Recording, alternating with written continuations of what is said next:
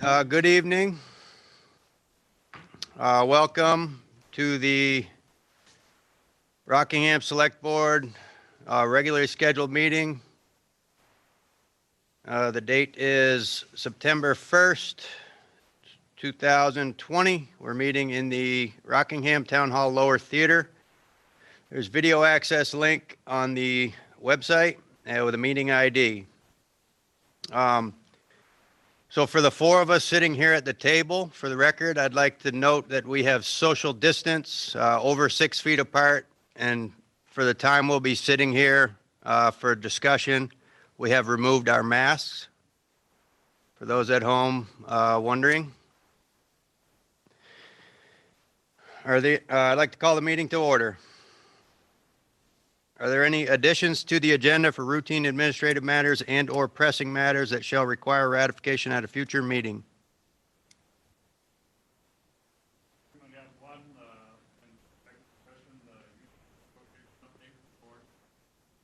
Executive session to update on union negotiations will be added. Anything else, sir or madam? I have none. I have none. Need to approve the minutes, August 4th, 2020, regular meeting.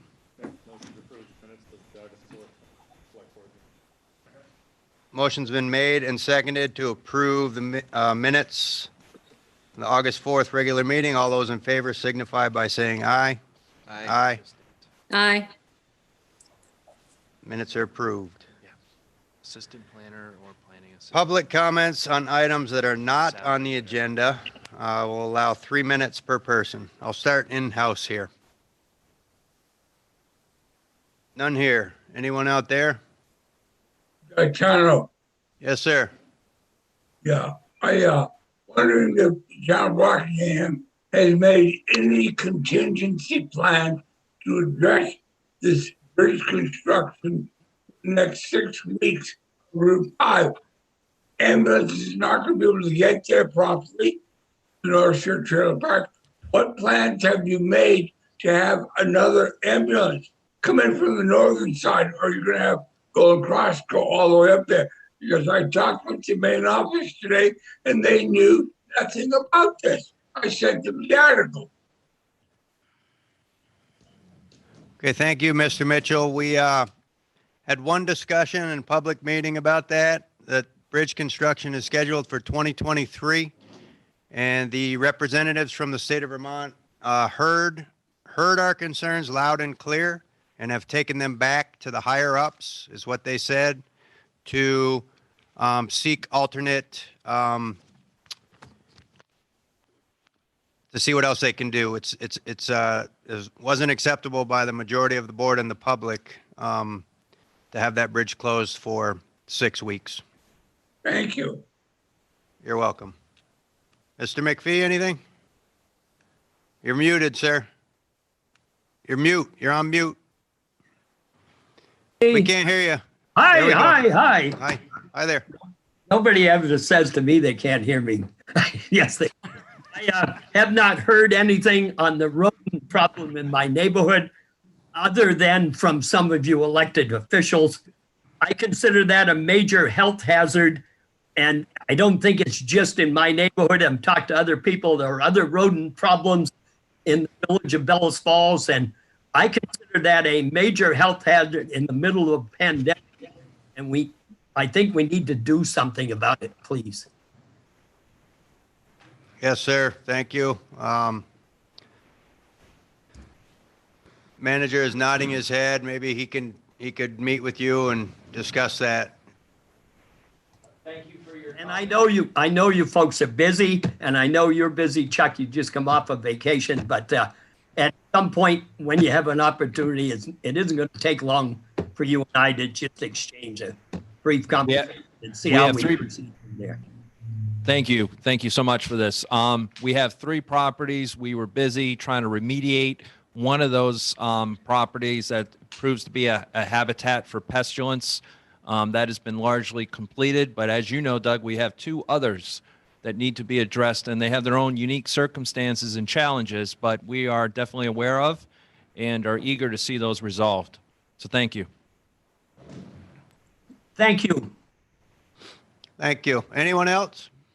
I can't see any hands. I don't have access to the chat. Shannon, is there anyone else who would like to speak at home that you can see? Okay. Moving along to the agenda. Item number 1 is Gaskill Road reclassification, public hearing. So there's some information here. Chuck, do you want to take the lead here for a moment? The public hearing is really an opportunity for people to speak up, have any testimony that was discussed at the site visit introduced into record. Andy and I can both go on record that the current road, as upgraded, meets all the standards associated with the V-Trans Class 3 roadway. So we see everything to include ditching and the road itself as meeting those standards. Andy, is there anything else you would want to add? That's it. Okay. Anyone else here today that would like to speak in the public hearing portion? Yes, sir. Chuck, you weren't at that meeting, unfortunately, or perhaps fortunately. The question arose about abandoning the old turnaround. And I noticed you've got something here saying that there's a little problem that you may or may not want to abandon that. I think it came up in regards to plowing and, you know, whatever, that we would not have to plow that if we gave it up. I think Andy mentioned something to that effect. That remains an outstanding issue, the abandonment of that turnaround. As we can see from the parcel data that's on your memo, it's rather confusing as to the multiple parcels that front there. And if we were to give that land to any one individual, that would change their frontage. So I don't have an answer for that. It's ultimately, I think, something that the board can pass on to those abutters and see how they want to reconcile this. I'm not sure if that answers your question, but that's outstanding. Yeah, it does. I mean, that gives me some indication which way we're headed, so. Anyone else on the board? Susan, any comments, questions? I'm all set, thank you. One other follow-up, are there any written reports in regards to the gravel and the test pits? I know you mentioned the test pits were written or done. Just curious if we have written documentation for that. All I have is a summary that the material was there. That was one of the last things that Everett gave to me as he was leaving. So if there's documentation, I haven't seen it. But he confirmed to me, and I added a note in the memo that basically said we had the material necessary for that road. Correct. But there but is I no think- report that I'm aware of. Correct, but I think we should get something in writing just for the record, yeah, somewhere along the line. Just, it's been done in the past, I think we should continue that. Have it on record anyway, in the town office here. Andy, did you have any personal experience confirming? Peter, that's a good comment, and we'll make sure that documentation of that depth of material is provided somewhere and recorded.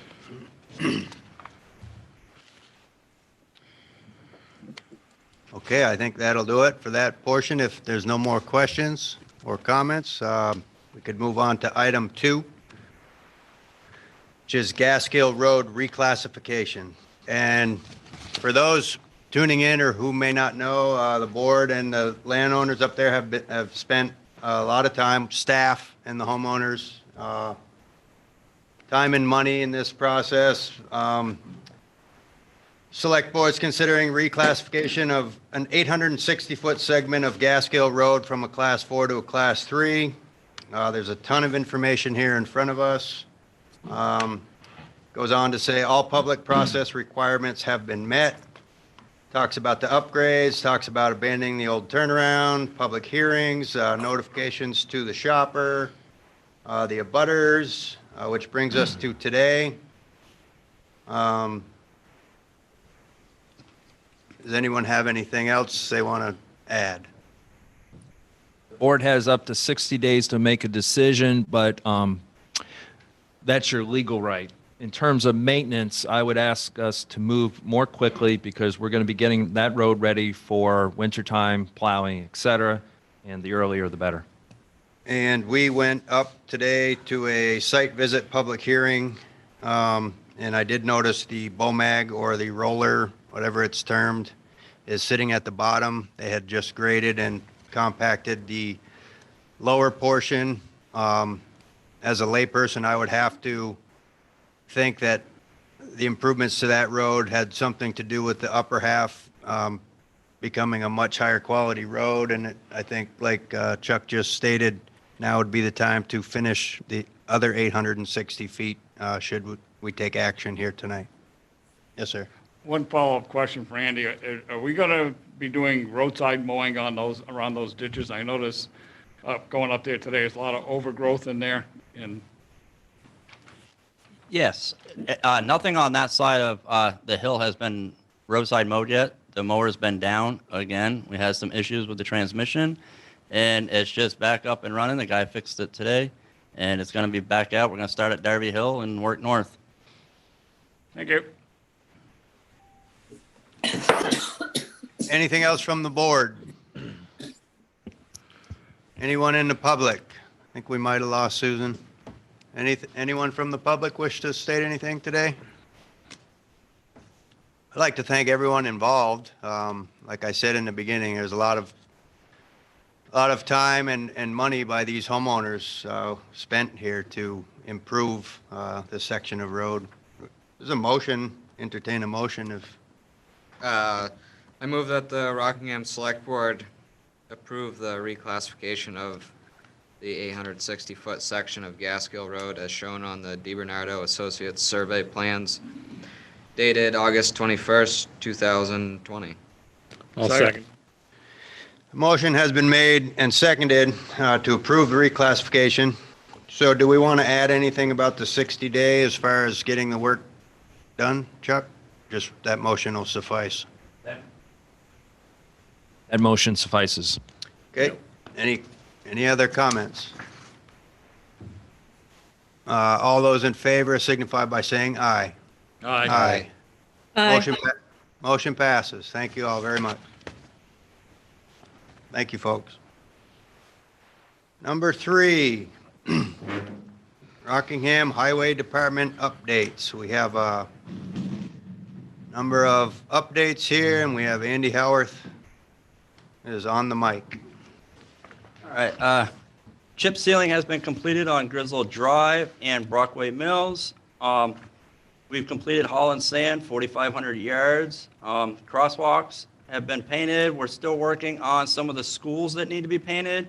We've done several of the parking lines, downtown, parking lots, in Bellows Falls and Saxon River. Roadside mowing is still ongoing. As I just stated here a few minutes ago, the mower's been down again. It's just back up and running, so hopefully we can get back to that now. We've been hot mixing, brush cutting. We're in the process, too, of building the road connecting Hyde Hill over to Bramley Way for the Hyde Hill Drainage Project, which is going to be starting September 15th. Should be 3 to 4 weeks long.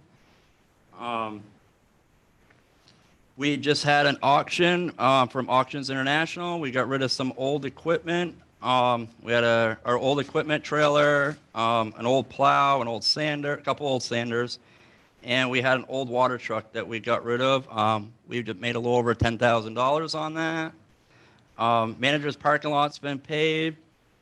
The traffic lights at Red Light Hill, we're looking at upgrading them to LED. We have a estimate of a little over $4,800 for that. And yep, that's it. So the Grizzle Drive chip sealing, I was reading, was there other chip sealing, and that's what you were referencing? Yeah, everything on Grizzle Drive, all the side roads up there, and Brockway Mills was chip sealed. Please, Mel. I've got a lot of compliments about the work that took place on Grizzle Drive, so I'd like to thank your crew and the other folks who did all that work. I've heard nothing but good things up there. And so the roadside mowing, I have a question about the Skeeto, or did that get mowed? Do we plan to mow it? Will our machine mow it? No, it has not been mowed. Years past, Bucky Adams has always done it with a brush hog because the hill's so steep and trying to turn around on that hill with the mower, it takes a lot longer with our mower. It's like, I think, a 2.5-day process with our mower. Bucky Adams can get it done in a little over a day. And what, do you know the cost? I'm not sure. That would be a question for Ryan Studley. And then, do we have plans to do it? I guess that's it, but if maybe Chuck can get those answers. Yep, because the Skeeto's run by the rec center. One We more don't- comment, the manager's parking lot also was painted, right? Yep. You took personal, Yeah, I marked it out and painted it out, yes. it looks really nice, thank you. Yep. Any other comments or questions from the board? Not from the board, but I was up on Griswold Drive, a much better chip seal.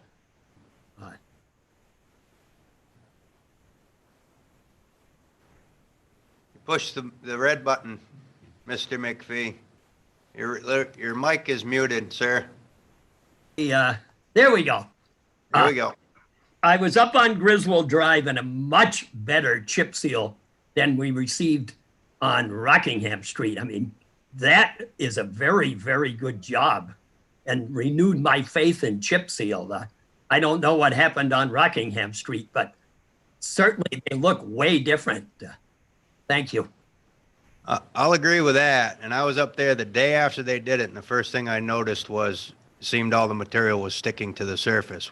The amount on the sides of the road on Rockingham Street the day after was my immediate concern. But it just looks phenomenal. It's hard to even tell it's chip seal, actually. Anyone else? Gaetano, Yes, sir. I want to ask you, we had a disgruntled employee leave the highway department yesterday. He's very upset. He got up there from entry. He was picked up later last night for drunk driving by the state police. And he also threatened our town manager's life. It's not appropriate, Jim, to discuss that, nor is it related to this agenda item. I'm sorry. Okay. Thank you. It's okay. Thank you. Sorry, I can't discuss that. Anyone else? Okay, thank you very much, Andy, and the rest of your crew. Thank you guys very much.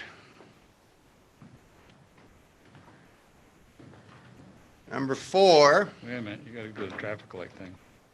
Okay, we're doing that right now. Yep. So, item J under 3, we have some information here about upgrading the traffic lights at Red Light Hill to LEDs, which Andy mentioned. So,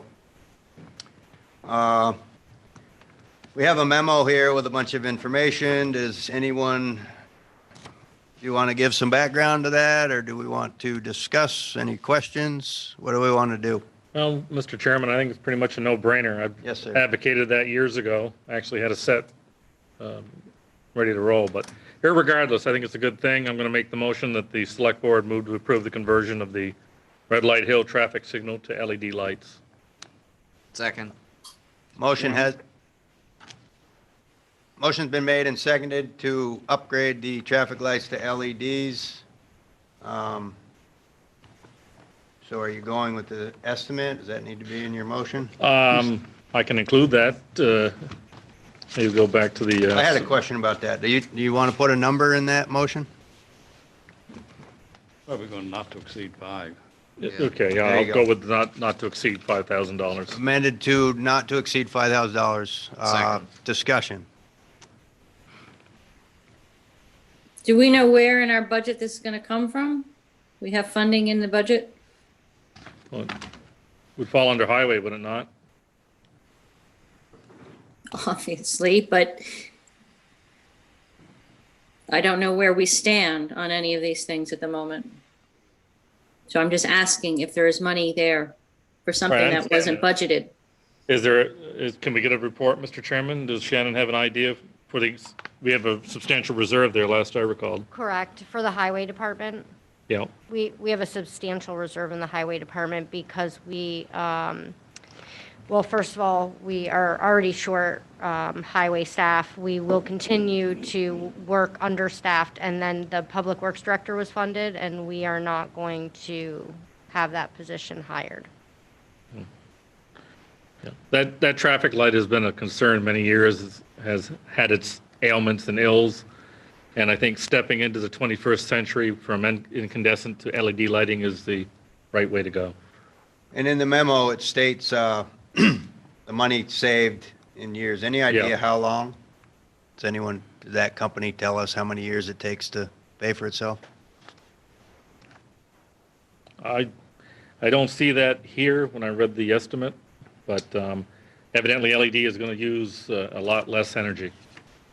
So, plus the labor time that we'd save, plus the safety factor of making sure that that light will hopefully be intact more times than it's out of service, and it'll be in So- service, so. So this estimate here is replacing the actual fixtures? Bulbs. Why does it say rather than running 32 separate bulbs that burn out, we can refit the lights for LED?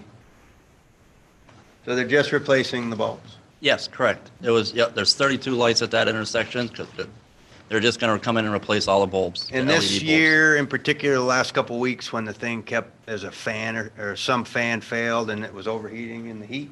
So this will, so that was a separate thing down on the pole, right? Yes. Will that new bulbs run more cooler? And I'm not sure of that, because inside that, there's a box at by the common, there's a power supply, and then there's a modem, and there's a fan that's mounted to the top to keep both of those cool. And the fan crapped out, and we were having problems with it overheating, and we replaced both the power supply and the modem. But I don't think the LEDs will make it run cooler, no. But I can't, I'm not an expert on it, so I could find out. I think definitely an LED bulb will be running cooler than an incandescent or halogen heat-wise. But also at the time when we had that issue, did we not talk about having a spare fan on hand just in case that happened again or something? Yep, Lawrence and Lober has one on hand now. Right. They ordered one.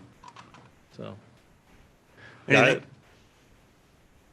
Anything else? Okay, motion has been made and seconded. Select board approved reclassification, to change the conversion to LEDs not to exceed $5,000. All those in favor would signify by saying aye. Aye. Aye. Aye. Motion passes. Thanks again. Yep.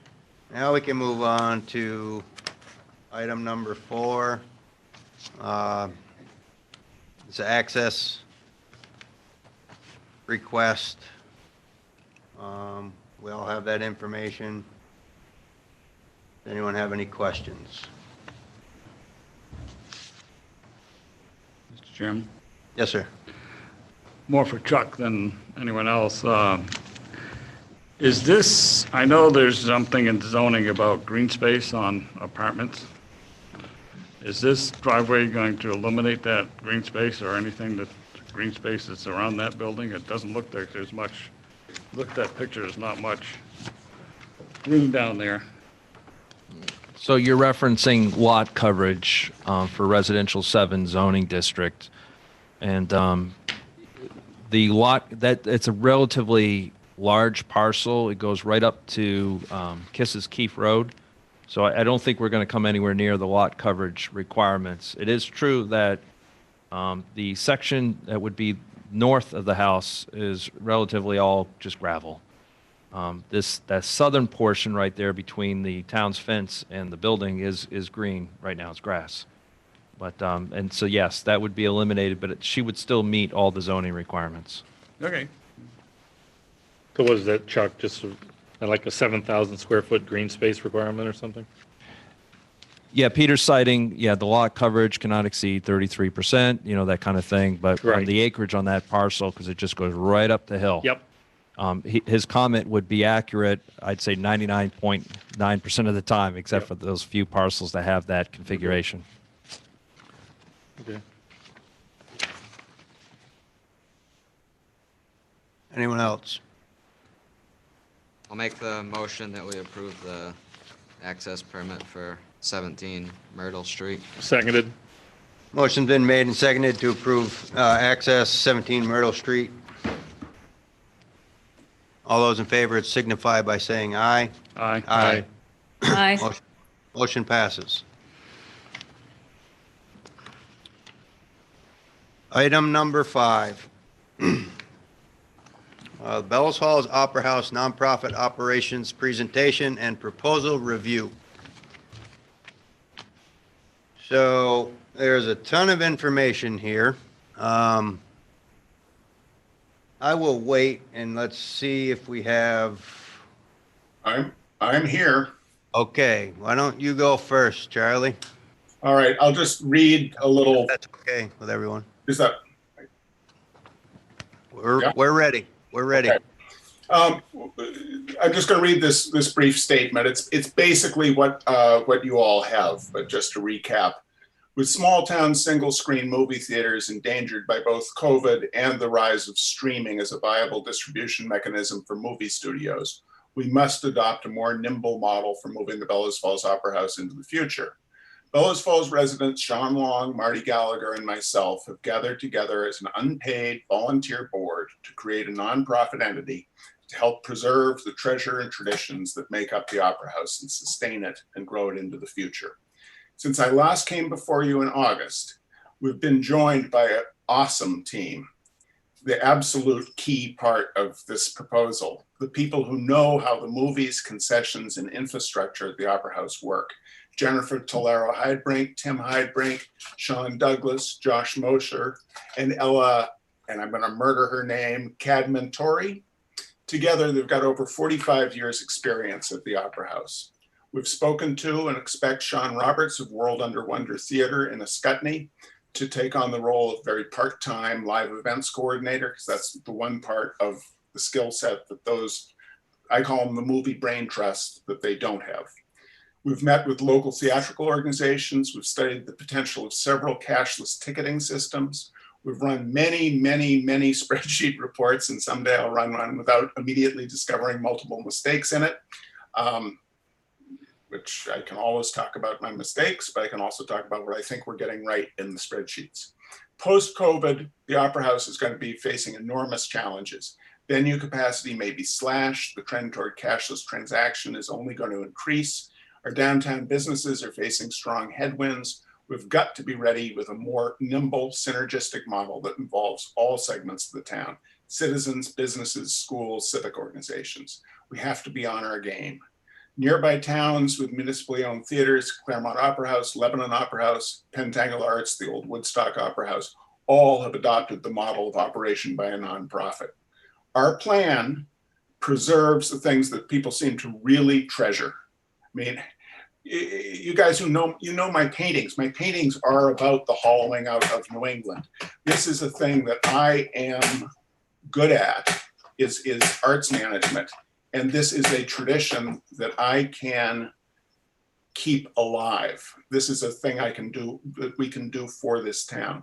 We're going to keep family-friendly, first-run films at $6 admission. So that's up from $5. So that's the increase. That'll be going year-round. And the iconic triple up soda, popcorn, and candy for $5 is going to continue. There will be occasional concerts, and during times of the year when blockbuster type movies are less prevalent, 2 or 3 theatrical productions annually will be welcomed. We intend to continue the popular classic film series and hope at some point to add a classic matinee, especially tailored toward our seniors. Projecting annual utility costs of $18,000, the approximate allotment in fiscal year 2019, in the first year of operation. Our monthly rental payments of $1,500 a month will result in a fiscal year 19 $49,000 operational loss being turned into a break-even situation. In future years, rent increases to $1,750 a month, then $2,000 a month plus a percentage of revenues over a certain threshold, we project possible gain to the town coffers of $18,000 a year by 2024. Challenges facing us, COVID aside, include implementing a system for cashless ticketing and concessions, creating a dedicated and functional website, replacing obsolete concession equipment, creating a secure climate-controlled storage space for concessions, reapplication of fireproofing to the curtains, making the facility ADA compliant, improving traffic flow in the lobby area, increasing bathroom capacity, adding soundproofing and other improvements so that the lower theater can be better utilized, not to mention lighting, sound, projection, and other upgrades coming down the road. We will continue to host public Zoom meetings to answer questions and hear suggestions from citizens. We look forward to working with the town to work out an operating lease that will meet the needs of all of us. Thank you for your time and consideration. Thank you. Anyone else in the public wish to speak on this item right now, or? Yeah, so step up and just make sure the button is green, and just for the record, identify yourself. I'm Jennifer Just take a minute. Jennifer Gurley, owner of Rockingham Roasters and the yellow building on the corner. And I just wanted to, this is just a brief question. So the movie theaters would go from losing $50,000 in 2019 to being in the black, $18,000 by 2024. That's kind of a summary of the numbers. That's one scenario that I can plausibly draw. You know, we don't really know. No one knows what the post-COVID world is going to look like. The numbers that I plugged in to get that basically are using the attendance as it was in fiscal year 2019. It's buttoning up some income streams we think we could do better on. And it is the main thing that really encompasses is getting the per head concession profit from concerts and live theater to match the per head concession profit from movies. And that means a lot more partnership with downtown businesses. And, you know, can we do that? Don't know. I think we've got a really good shot at doing it. We can do anything if we figure it out. No is not the answer. No. Everybody says no, don't to everything. So I'm excited about the idea. I'd like to see more of the details we could talk about. But the bottom line again, I think that's an interesting idea. So we go from losing $50,000, and it seems like we lost money every year, to gaining $18,000 while providing the same services plus more, kind of some, right? That's what we're hoping for. Okay. No, thank you. I just want to clarify. Thank you. So I'll have a statement. Before we go any further, I would like to request that each member here that works for the Opera House state your name and just let everybody know who you are. So let's start with you, Tim, and then we can just work our way down. Or, in my opinion, if you have anything else you'd like to add, feel free. This is the time for discussion. You want to do more than just introduce yourself? Feel free. Don't be shy. My name's Tim Heidbrink, and I've been working at the Opera House for 15 years. So I think Charlie's proposal is something that will really help the Opera House take off, especially with what we got going on right now. I think post-COVID, hopefully we can turn this into a better facility and be able to offer more to the town, such as the live plays and stuff. It has lacked it. I do know that a long time ago when we were doing live shows that there was quite the crowd coming in. I know that we did the Logger quite a while back, and it sold out 2 nights in a row on a weekend. which helps the downtown tremendously. So, Thank you.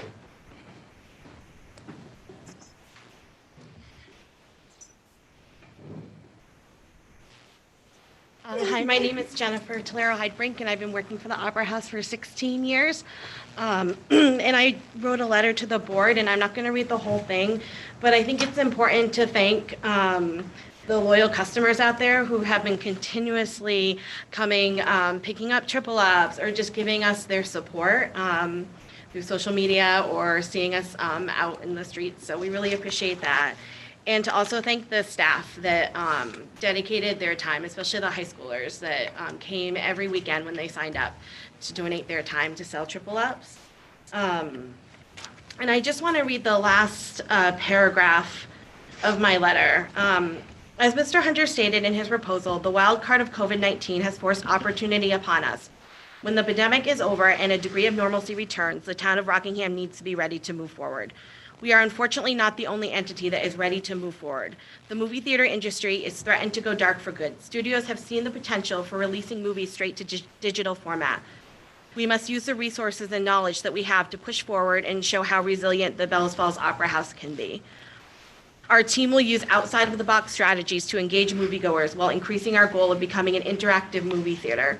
Our movie theater is much more than a place to see a show. It is the cornerstone of our community, a place where you can have your first job, a gathering place for families and friends, a place where you can laugh and cry all at once, a real place where everyone knows your name. And the last piece is we are having a triple up palooza on Saturday from 4 to 7, so we hope everyone can make it. Thank you.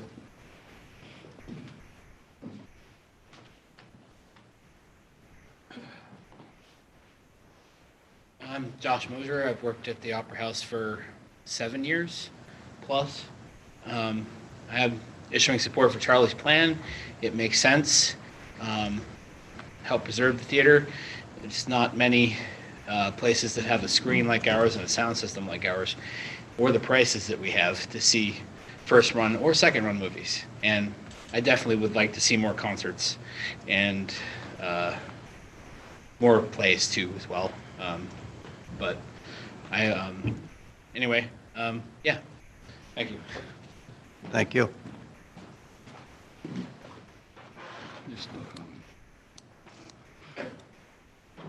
Hi, I'm Ella Kadamatori. I've been at the Opera House for 8 years this August. I come from both a theater background and working upstairs, obviously. I was a theater major for most of college. And I love this place. Everyone who knows me knows this is my fun job. This is the job I've kept through 2 maternity leaves, college, getting married and moving an hour away. This is the job I always want because I don't.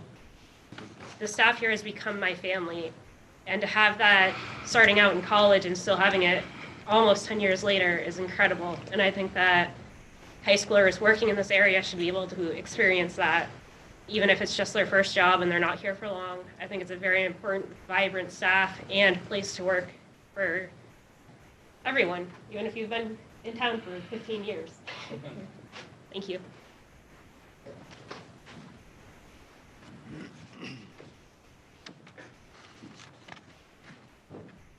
My name's Brooke Bennett. I've been there for 3 years, and I just grew up coming to the movie theaters on a Friday night when I was younger. I can't wait to see what the theater is coming in the future.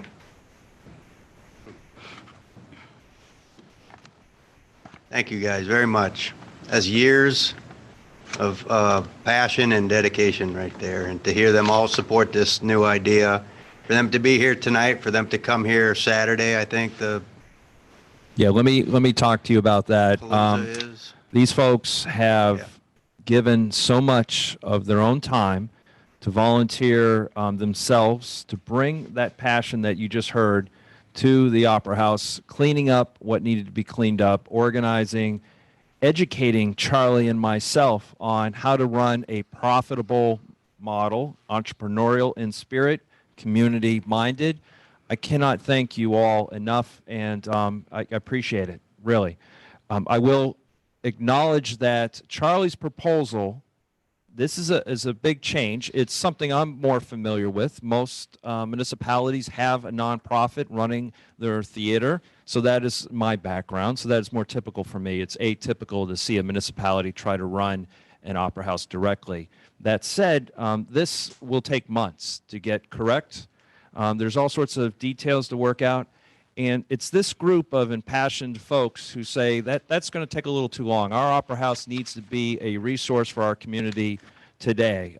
If you listen to Jen, it should be even earlier than today. But but be that as it may, we will begin a plan to be COVID-19 compliant and to start running movies as soon as possible. This will be a model that we run just temporary. It's not going to be long term until something like Charlie's proposal gets aired and there's a decision one way or the other.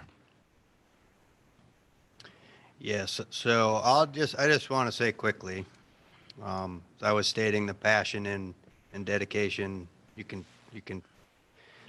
I can feel it in everyone who spoke so far, from Charlie to these folks behind me. So the first thing, as sitting on this board, and I've been going to this movie theater for 40-something years, sneaking in the side door in middle school, perhaps, to the last movie that was played up here before we were told we couldn't.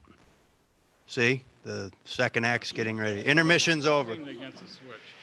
So the one thing I heard the most from folks was the concern to not change the what I consider very affordable movie price and the triple up. So there was a lively discussion on the internet.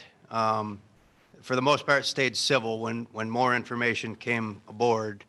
And the biggest concern, I think, was that the price of the movies and the triple up wouldn't change no matter what happened. And often people fear change. So once more information came out, it's been stated clear, and again tonight, that it won't change. It will go up $1. So for a family of four, to attend a movie upstairs is under $50, including a soft drink, large popcorn, and a candy.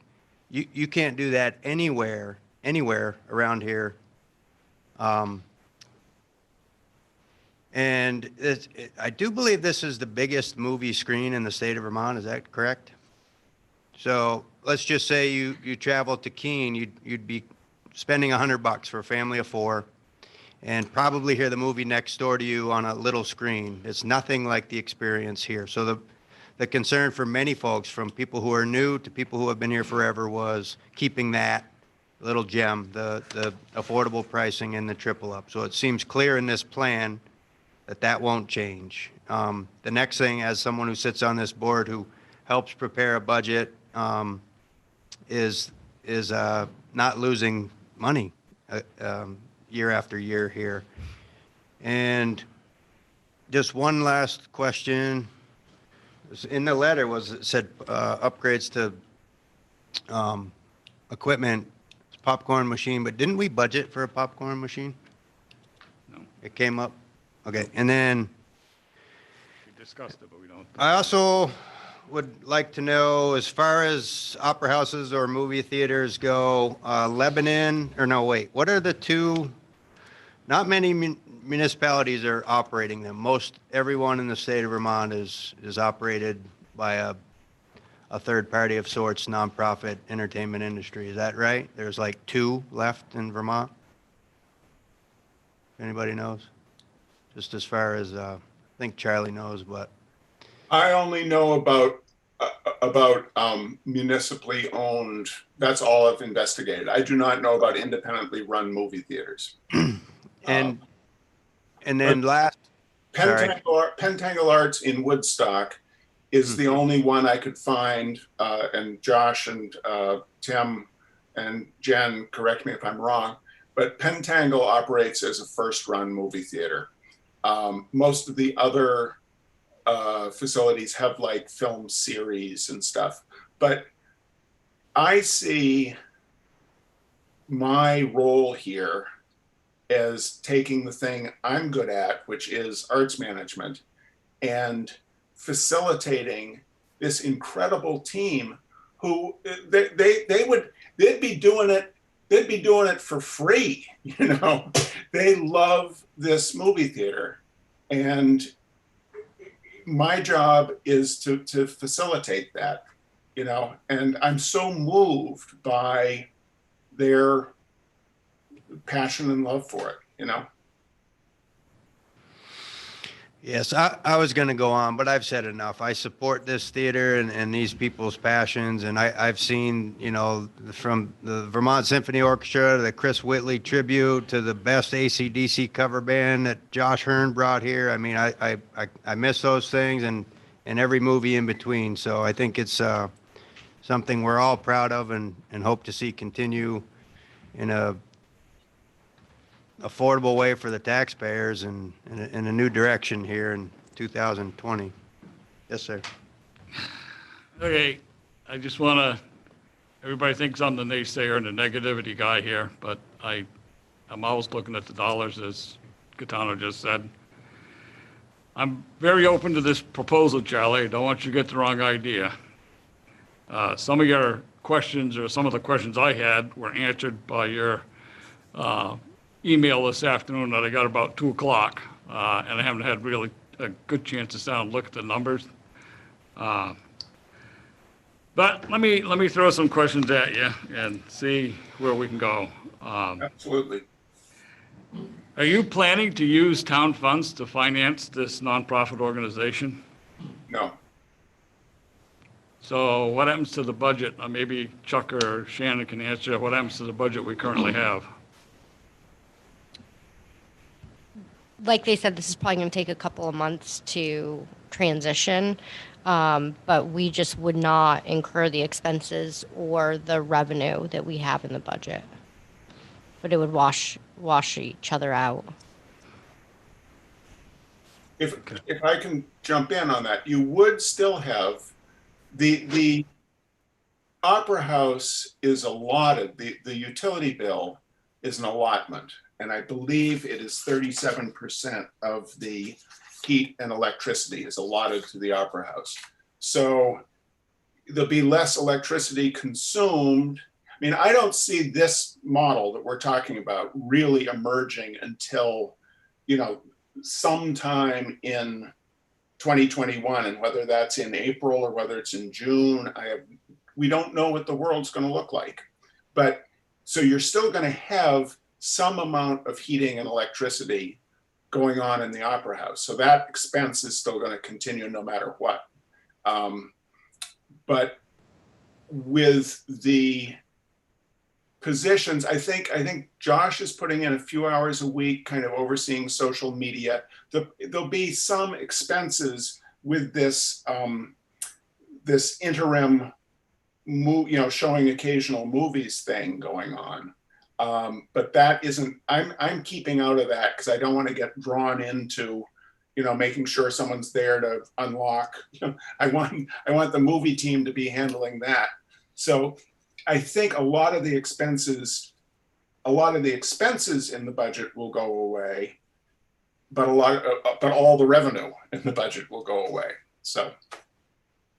Yeah, I think. So part of it we are going to try to expense to COVID because we cannot run the facility. So we're looking to receive federal funds for that. But if we don't, we're running at minimal expenses, doing the best we can with the current situation, and coming up with some ideas. Like they are going to do another triple up for money. So that's the interim. But once Charlie would take over, the nonprofit would take over, our budget, if it was before the new fiscal year, we wouldn't have revenue or expenses. Okay, so what you're saying is basically as things progress down the road until the group actually takes over, then the current existing budget would be eating the expenses? Well, as the movie theater sits right now. I mean, because right now you're looking at your employees and wages cost you $134,000 a year. We're So for I'm instance, just- last week we only paid one employee 5 hours for advertising. We're not paying the staff. They're all hourly employees. We don't have that cost.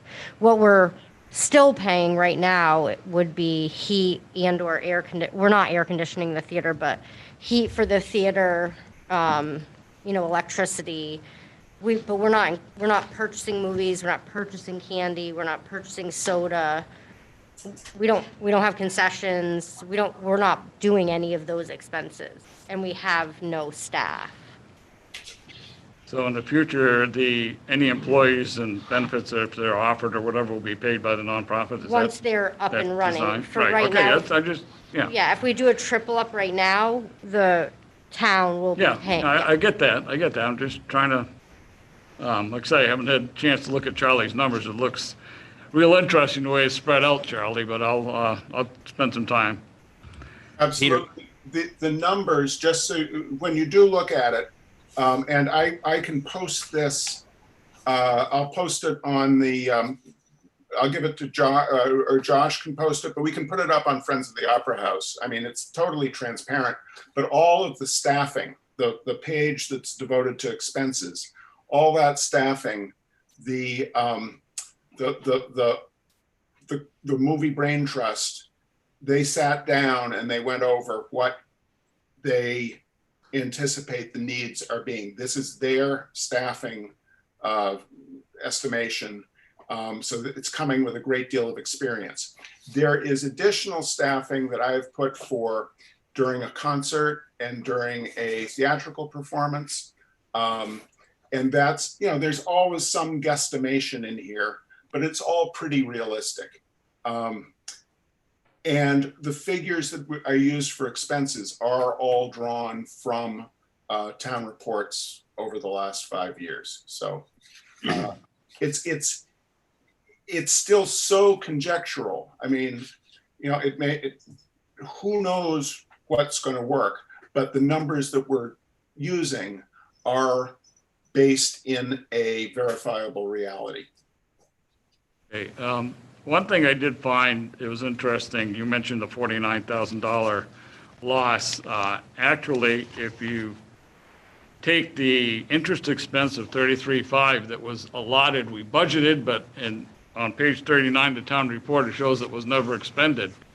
There's a fat zero sitting there. That's separate. But in ensuing years, we're budgeting again for the interest expense. I assume what's going to happen is that $33,500 for 2019 will end up going into the 2020 budget. I can ask Shannon, but I can't believe that bank or whoever holds that bond is saying we didn't have to pay the interest for 1 year. He's just using those years as an example, so the interest will be there, and he is assuming the interest will be there. It's on a different line item in his projections. It's down below. So you're saying it's in there? It's not in there according to the budget. Well, and to clarify, the nonprofit is not assuming the interest and principal on the bond. I agree with that, Charlie. I understand that, and I'm just amazed that the $33,500 interest is still being stuck to the theater currently, and it should be in the debt service. That's where the bond principal is. So it just amazed me that we got that in there. But anyway, that's another question. Also, you mentioned that there's $10,000 for improvements that was in the budget. I've been through that several times. I don't see anything in this one or the 2021 budget that we just did last year. So I'm just curious where you found the $10,000 that you're going to match. Bear with me just a moment. That's part of the fun of negotiation, Peter. I'm going to ask the town to promise to kick in 10 grand a year that we'll match for these capital improvements. I saw that in, hang on a second, some expense.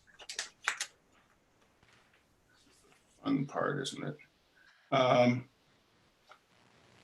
Revenues budget. Oh, no, it'd be an expense. It'd be an expense, right? 39, if you got the town report there, Charlie. I got a copy right here in front of me. Yes, page 39. So repairs and maintenance, I had that down as repairs and maintenance equipment, repairs and maintenance facility. I rolled that figure into 10 grand. Well, that's understandable. That's what we budgeted, but the actual amount that was spent that you show on their expenses there that's shown the 7185, 6420, that was just regular repairs and maintenance that happened to the machinery. Right. And that doesn't include buying anything in the future. Usually what's happened when we do that is an item on the town warning that asks for voter approval to spend money, to raise the money to buy the projector. When that went up, that was 75,000, I believe. Somebody can correct me a number on that number. That was voted at town meeting. I think he's just trying to make a proposal to say that as a renter, he's willing to contribute 10,000 if the town's willing to match it each year for capital improvement. Okay, but that's not what his information sheet says. That's why I'm just bringing these up. So going forward in 2022, as it stands now, would be the first opportunity the coming winter when we do the budget would be our first chance to be throwing the 10,000 in. Because the current budget doesn't have any money in it. Yeah, that's fine. It's just, I'm just thinking there's going to be all the ongoing maintenance, repairing the chair, all that I get stuff. it. I follow where you're going. But then there are going to be these big things, or they're going to be the small things like the popcorn machine, and then they're going to be the big things like eventually the new projector. I just want to be both sides, both the town and the nonprofit, be whether it's a rainy day fund or it's just that we're both cognizant that there's going to be these expenses and we should be planning for them rather than just slamming the taxpayer 1 year for them or trying to do a big capital campaign. I get it. I've done these budgets for 9 years, Charlie. I'm familiar with the whole process. You probably do it a lot better than I do. I just wing it. You didn't mention anything about liability insurance. Are you guys going to carry that, or is that going to be anticipated the town's going to carry it? No, we anticipate carrying that. I have a line item in operational expenses, liability insurance at 6,000, which seems low to me, but in talking with other facility managers of kind of comparable rooms, that's about what they're saying they pay for.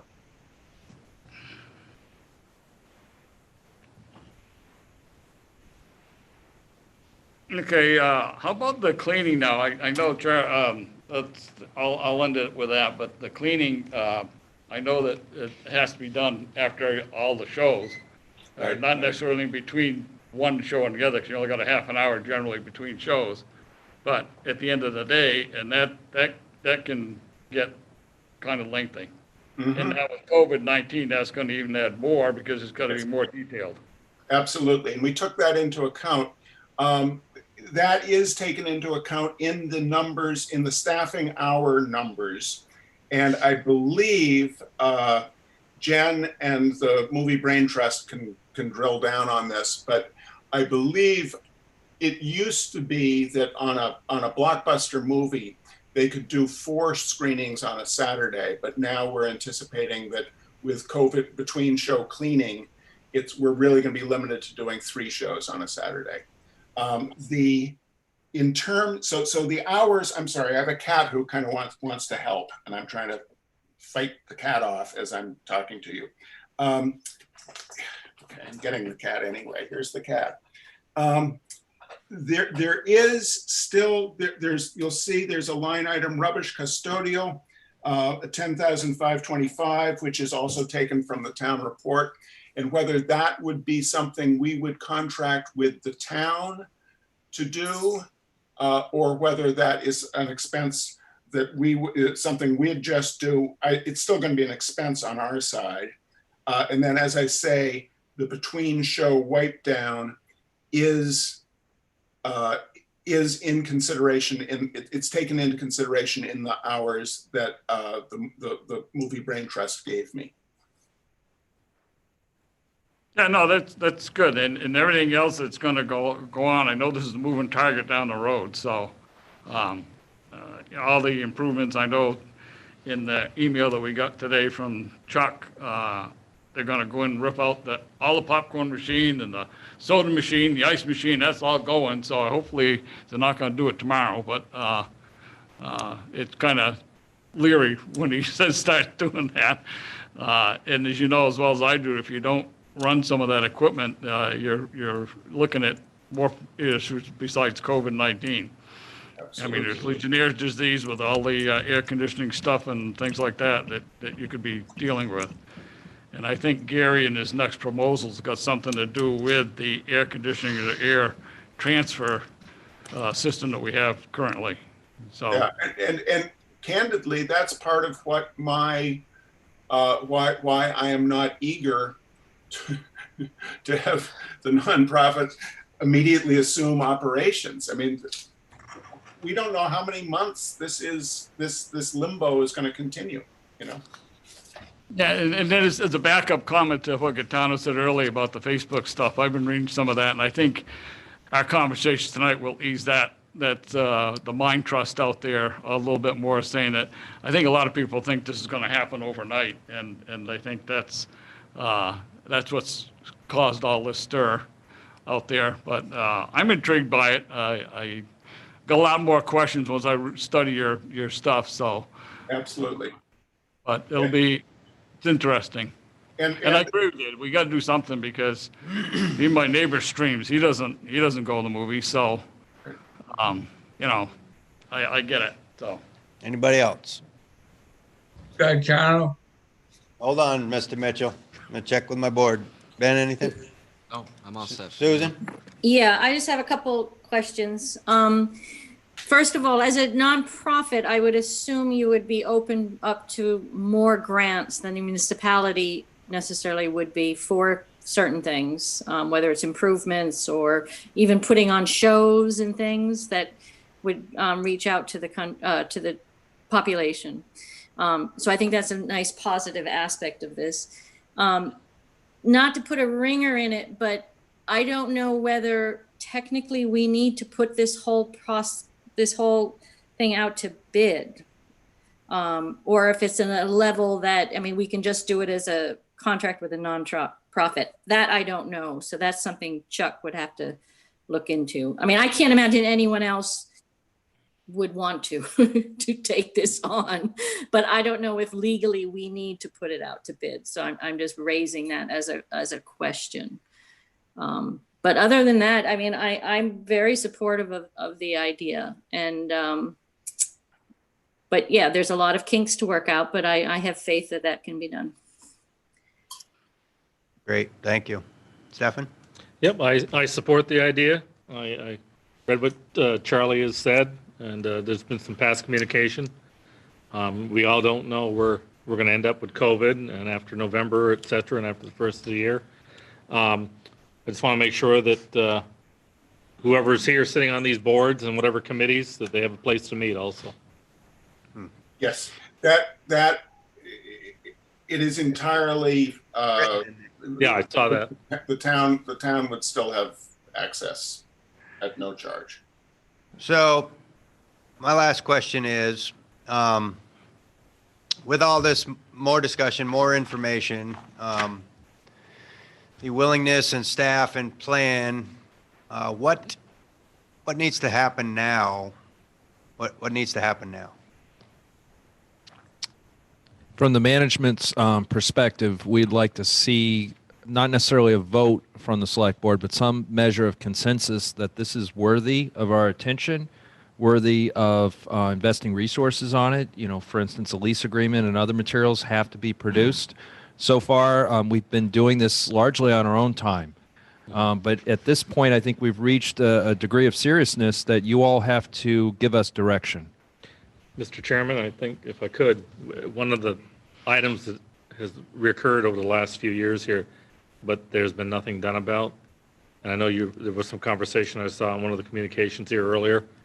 I think now would be the time when we don't have a lot of people in there and we're not using this facility like, for example, the curtains. We talked about getting them fireproof and sprayed or whatever it is a few years ago here, actually several years ago. Hasn't happened yet. I would think, in my opinion, that would be one of the first priorities, because whether there's people in here or not, we'd want to make sure that if there was an issue, we don't burn the building down. That's at the forefront of my mind, just getting our house in order. Yes, the drapes, we have a quote. We're going to move forward on that, take advantage of that. That's one of several issues that we've been trying to address to make sure whatever this next chapter is, it's done so well. So from hearing your response, is it I think Susan said she agreed, Stefan supported it. I very much support it. So is entering into a negotiation of sorts what you're looking for? Do we need to begin having the authorization for you to begin negotiating this? Yes, and that can just be as broad as that. Verbal. Just even trying to find time with the attorney to say what would an agreement like this entail. Okay. We have other models out there. Let's see what that's about. But we really need to get as precise as possible to answer some of these serious questions. So would we like a formal consensus of the board to direct the manager to begin the work to enter the process of this presentation? I support moving forward, including legal work and everything that needs to be done. I think he's not sure if we want to move in that direction, and I support that. Stefan, do you support that decision? Well, I think we need to explore more and get more information. Well, I think that's the process that he's going to do. They're not signing any deals. Nobody's signing any deals. They're exploring the process, correct? Correct. No one is signing any deals, so make that very clear that everyone in the public hears that. We're going to explore this process to begin finding out if this will work. Yes, sir. Well, that was my concern. We just got these numbers from Charlie today, and I myself personally would like to look them over. I don't have a problem with moving forward, but I'm not sure that I kind of sign on to the fact of providing a lease agreement.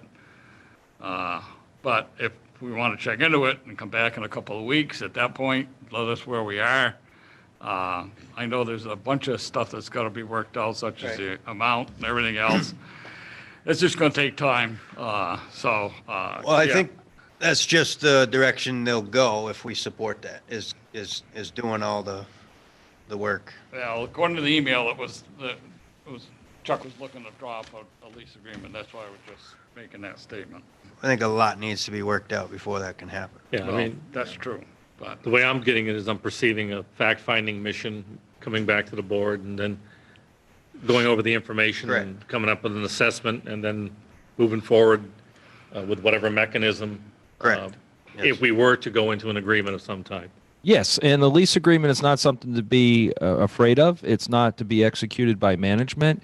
It's a vehicle by which you all will understand how to transfer some authority as it regards to the cinema and those operations over to a nonprofit model. So that's going to be the crux of all this, is that agreement. So you all have to see something in draft. You have to see something moving forward that you begin to sink your teeth into. Excellent. Susan, are you okay with that process? I'm okay with that process. I mean, I don't know whether we need to, I don't know how much it's going to cost the town for legal expenses and all that, but I am assuming they'll keep them as low as possible. And also, I mean, I really would like an answer on the procedure. I mean, do we just have to be advertised and then people, I just don't know what the procedure is to turn over part of the town property to a nonprofit. And I just want clarification on that. And I'm sure this process will do that. Understood. Very well. Thank you. So I don't know. We don't need a motion then, right? We do need a motion. No, you don't. Okay. I have my direction. Thank you. Thank everyone very much. Thank you, Charlie. John, Yes. Oh, yes, sir. Sorry, Mr. Mitchell. Yes, sir. I started working in that theater when I was a boy, when Tony Russo ran it I'm talking in the late 50s. What Charlie's proposing, I endorse. I would hope that we would have a banker take a look at the numbers and do a DMD down in Brad Street.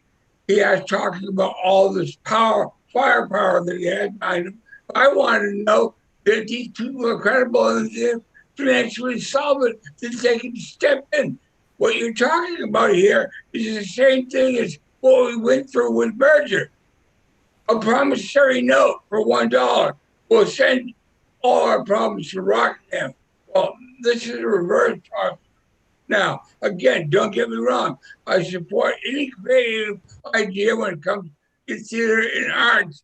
But what he's suggesting, we could do with one manager and a couple of volunteers. We've already run one theater company out of this town, and now he wants to bring another one back. No, So we're just, that's 1 minute, Mr. Mitchell, but listen. Yeah, I know.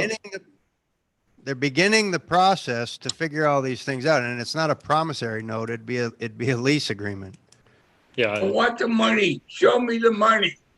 Well, no, I agree with that, but I don't think, I don't foresee another inflatable boat company. Correct. All right. Anyone else in the public have any comments they wish? There was in the chat that there was somebody who wanted to make a comment. Okay, can you see their name, Susan? Rena Morin. All right, I see her there. I don't know. Yep. Do you see us? She has her hand up. If you unmute, there you go. You're on. Hi, I'm a mom of 3 little kids, and we love going to that theater. It's a beautiful, beautiful old school theater. The only beef I have is when they run like adult movies for 3 weeks in a row with no alternative for kids' movies. I mean, if they could just, get the old cartoons and show them on Saturdays for kids, that would be awesome. There's just not enough stuff for the little ones to do in town that they would enjoy doing. And I know, and when I was a little kid, I grew up in Springfield, Mass, and we had the Bing. The Bing was an old school theater, and on Saturday and Sunday, you knew you were going to see Mickey Mouse, Donald Duck, Bugs Bunny, anything they could come up with at that point in time. And I agree, and I just want to ask. This clearly will have much more discussion, and it needs public discussion. So I want to ask one more time to Charlie. He mentioned a page, I think, on Facebook, or if there's a newsletter or something. So is there information where folks could follow along in the lively discussion moving forward? Charlie, if you could just state that one more time. Yes, I think the appropriate place would be the Friends of the Bellows Falls Opera House Facebook page, which Josh moderates. Okay. And we also will be doing regular Zoom meetings, and we'll be announcing them on all the Bellows Falls pages. But yes, we want to have these dialogues. Okay. So the Zoom links information will be in there as well. Yes. And if someone doesn't have Facebook, Charlie, is there perhaps we could put it on the Opera House or the town website of upcoming Zoom meetings? If the town wants to do that, I have no authority to do that. It's fine. Important. It's important to the folks who have ties, who live here, to follow along with this process. I cannot agree more. And Charlie, you have full access to the town's municipal website. It's going to be an excellent vehicle for you to get the word out to the greatest number of people. Great. Great. Mr. Chairman, I really like the idea there. That kind of brings back memories there that Rena had mentioned. And I think, Charlie, that's important. It'd be kind of like a nostalgic, the cartoons and type of things on Saturday mornings or Sunday mornings or whatever. It gets a lot of young people who aren't having too much to do. Like the young kids, the very young kids would enjoy that, as well as some adults. I agree, and I just feel that the discussion could be endless on this topic, and Sure. And it's exciting. And we've covered a lot of ground here tonight, and I think at this time we're going to move on. And I'd like to thank everyone once again for all their work. Okay? Unless there was anyone else. Thank you, everyone. Thank you, Charlie. And we need to move on now to item number 7, Development Office. We have Mr. Gary Fox. What about 6? Oh, sorry, I already checked that out. Sorry. Item number 6. I think I kind of brought everybody up to speed. We've had a couple incidents recently for the last few weeks with personnel that have consumed much of my time. I pleaded with the board to please address the HR position so that I can get back to finances. But as soon as I'm really close.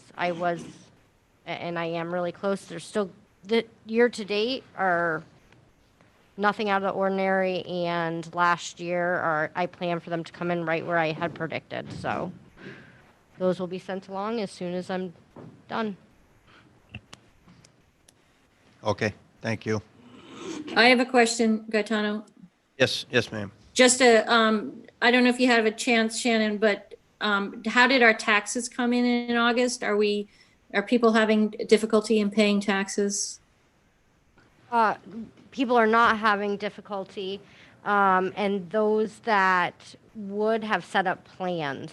So we're Okay. extremely pleased. We are being cautious, though, that the next round Right. of taxes so that's my prediction, but we haven't seen any hit as of yet. Okay, thank you very much. We're still planning on seeing that, to be honest. I would suspect the next round, yes. All right. No, go ahead. Now we'll do item number 7, Development Office, Gary Fox. Yeah, hi. So the agenda for tonight is a number of grants, and we're moving into an area where the funding from starting at the federal and that flowing through the state, where there is a lot of unusual funding not normally available to organizations and municipalities. So a little out of the ordinary, there's a number of grants that are on here in a list.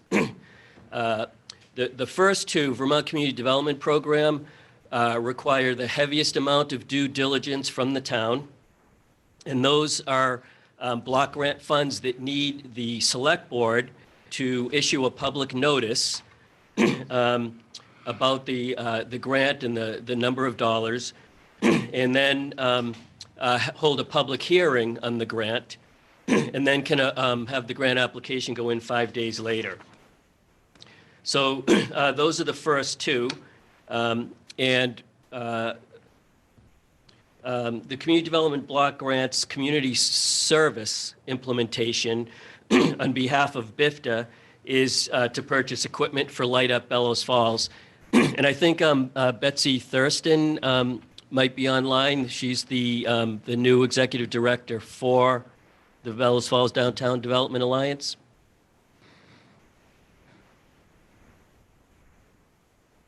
Is Susan hosting the online? So this is, so you see everybody there. Okay. So I guess Betsy, if you're there and can unmute yourself and want to speak to the Light Up Bellows Falls program campaign. Okay, so so I don't see her there. So I'll just say every year BIFTA holds a shop local program, as folks here know, and there's around $350,000 in sales for folks that have their cards stamped at our local retails. And for a lot of our downtown merchants, 80% of their business is through the holiday season. That's annual sales. And with the limits of 10 people at a time in a store, some of them during the between Thanksgiving and Christmas will have 50 people at a time, 60 people. So what Light Up Bellows Falls is provides accommodations for families, shoppers, visitors to be engaged in the downtown outside while waiting their turns to go into the stores. So there's a 20-foot by 40-foot tent that would go in the parking spaces next to the Wyndham Hotel. There's propane heaters to keep them warmed up. There would be displays outside. There would be activities, things like Bellows Falls themed, but holiday themed. So it might be a tent that has some Grinch story activities, but and maybe Hetty Green is the Grinch. And so people can get a Bellows Falls flavor, but partake in some holiday cheer and be engaged while they're waiting their turn to go inside a store. So, so that they're calling it Light Up BF. It also includes replacing some of the decorations that are decades old that no longer work, some of the snowflakes that go on trees, some new items. And so this is a team, the Bellows Falls Downtown Development Alliance. They have committees, design committee that works on lighting. So Michael Bruno, some of the canals and Wyndham Antiques has folks that have done a lot of research and design on the lighting. Canal Street Gallery, research on decorating Canal Street. And so this grant would provide the funds with no match requirement to purchase everything needed for the Light Up Bellows Falls campaign and really save our downtown merchants that could be going out of business during the holiday period. And for that grant, we do need a motion from the select board to issue a public notice for a public hearing on September 19th at 2 p.m. for a $25,000. Entertain a motion. I'll make a motion for the discussion, and that'd be the reference to 2020 VCDP implementation grant. Okay, I'll make the motion to authorize a public notice of intent to apply for the 2020 VCDP implementation grant for CDBG CV Public Facility and Service Program funds for subsequent subrecipient BIFTA and corresponding public hearing. On behalf of the town, some equipment. I'm sorry, no, that's good for that Okay. one, Stefan, thank you. All right. Here, a second. Motion's been made and seconded. Authorized public notice of intent to apply for 2020 VCDP implementation grant. Discussion? Yeah, just a question. Gary, are you applying for two $25,000 grants for Yes, subrecipient? I get part of the second one, but my question, I guess maybe you should wait until you get to that one. I got some question of what kind of equipment you're looking at Waypoint, but that comes up at the next item. Sure. Good question, Peter. One of my questions, Mr. Chairman, is there matching funds required from the town of Rockingham for any of them? There is no match required for the public service grants. There is none, So okay. this first one, you don't have any further questions? Susan, any questions? I'm all set, thanks. Okay, motion's been made and seconded. 2020 VCDP implementation grant, $25,000. All those in favor would signify by saying aye. Aye. Aye. Motion passes. Thank you. And then the next one, The second one is for equipment and engineering on town buildings.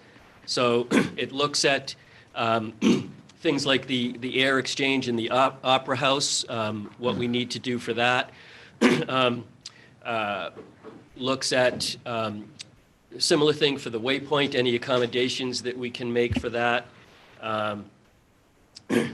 Let's see, equipment for outdoors, there's banners, holiday lighting, let's see, a tent similar to the one outside at the outside of the Hotel Wyndham, and yeah, I guess that's really the basic nut. And there is no match required. It's the same situation where we need to issue a notice this Friday for a public hearing on September 19th. Next, Yeah. when? You So- said this Friday. Yeah, so the public notice, the rules for the block grants. Yep. Uh, So you want 15 another days. motion? Say that again? You need another motion. Yes. See that one, Stefan? Yep, I've got it authorized. I'll make the motion to authorize the public notice of intent to apply for the 2020 VCDP implementation grant for CDBG CV Public Facility and Service Program funds and corresponding public hearing. Second. Motion's been made and seconded. Authorize a public notice of intent to apply for the 2020 VCDP implementation grant and corresponding public hearing. Any, So the second part of that motion, in the cut and paste, that came up a little bit above. So right where Stefan left off. authorize. Would be on behalf of the town, equipment at the Waypoint Center, some engineering, et cetera. If you could add on that piece above to the rest of the motion.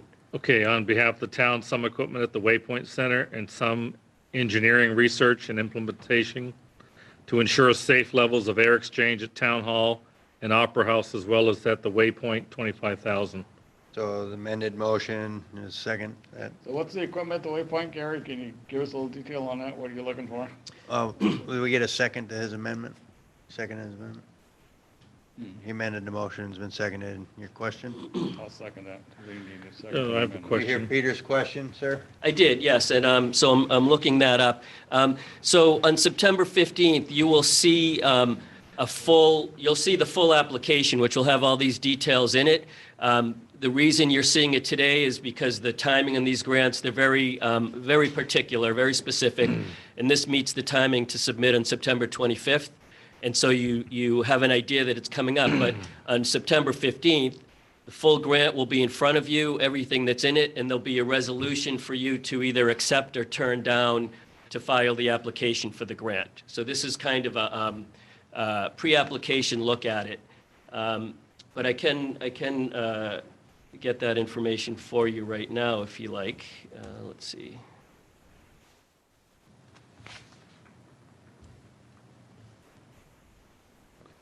No, that answers the question. At least we'll see something before we. Yeah. All right. Yes, you'll see the full application, the budget, everything that's going to be purchased, the cost, where it's going to be purchased from, on September 15th. Okay, so any other questions? Yes. I want to make sure that it's clear. In applying for this, for example, the implementation grant and receiving those monies, I've heard a lot of talk about air systems recently in relation to schools. Would it bind or the town of Rockingham after your implementation grant for the, say, for example, the air system? The cost of that air system, would that have to be borne by the town, or would there be a grant for that? So, But what I'm saying is basically by accepting this, does it later bind us down the road because we accepted it to have to actually do the work, even if it's going to cost us $500,000 or $200,000? no.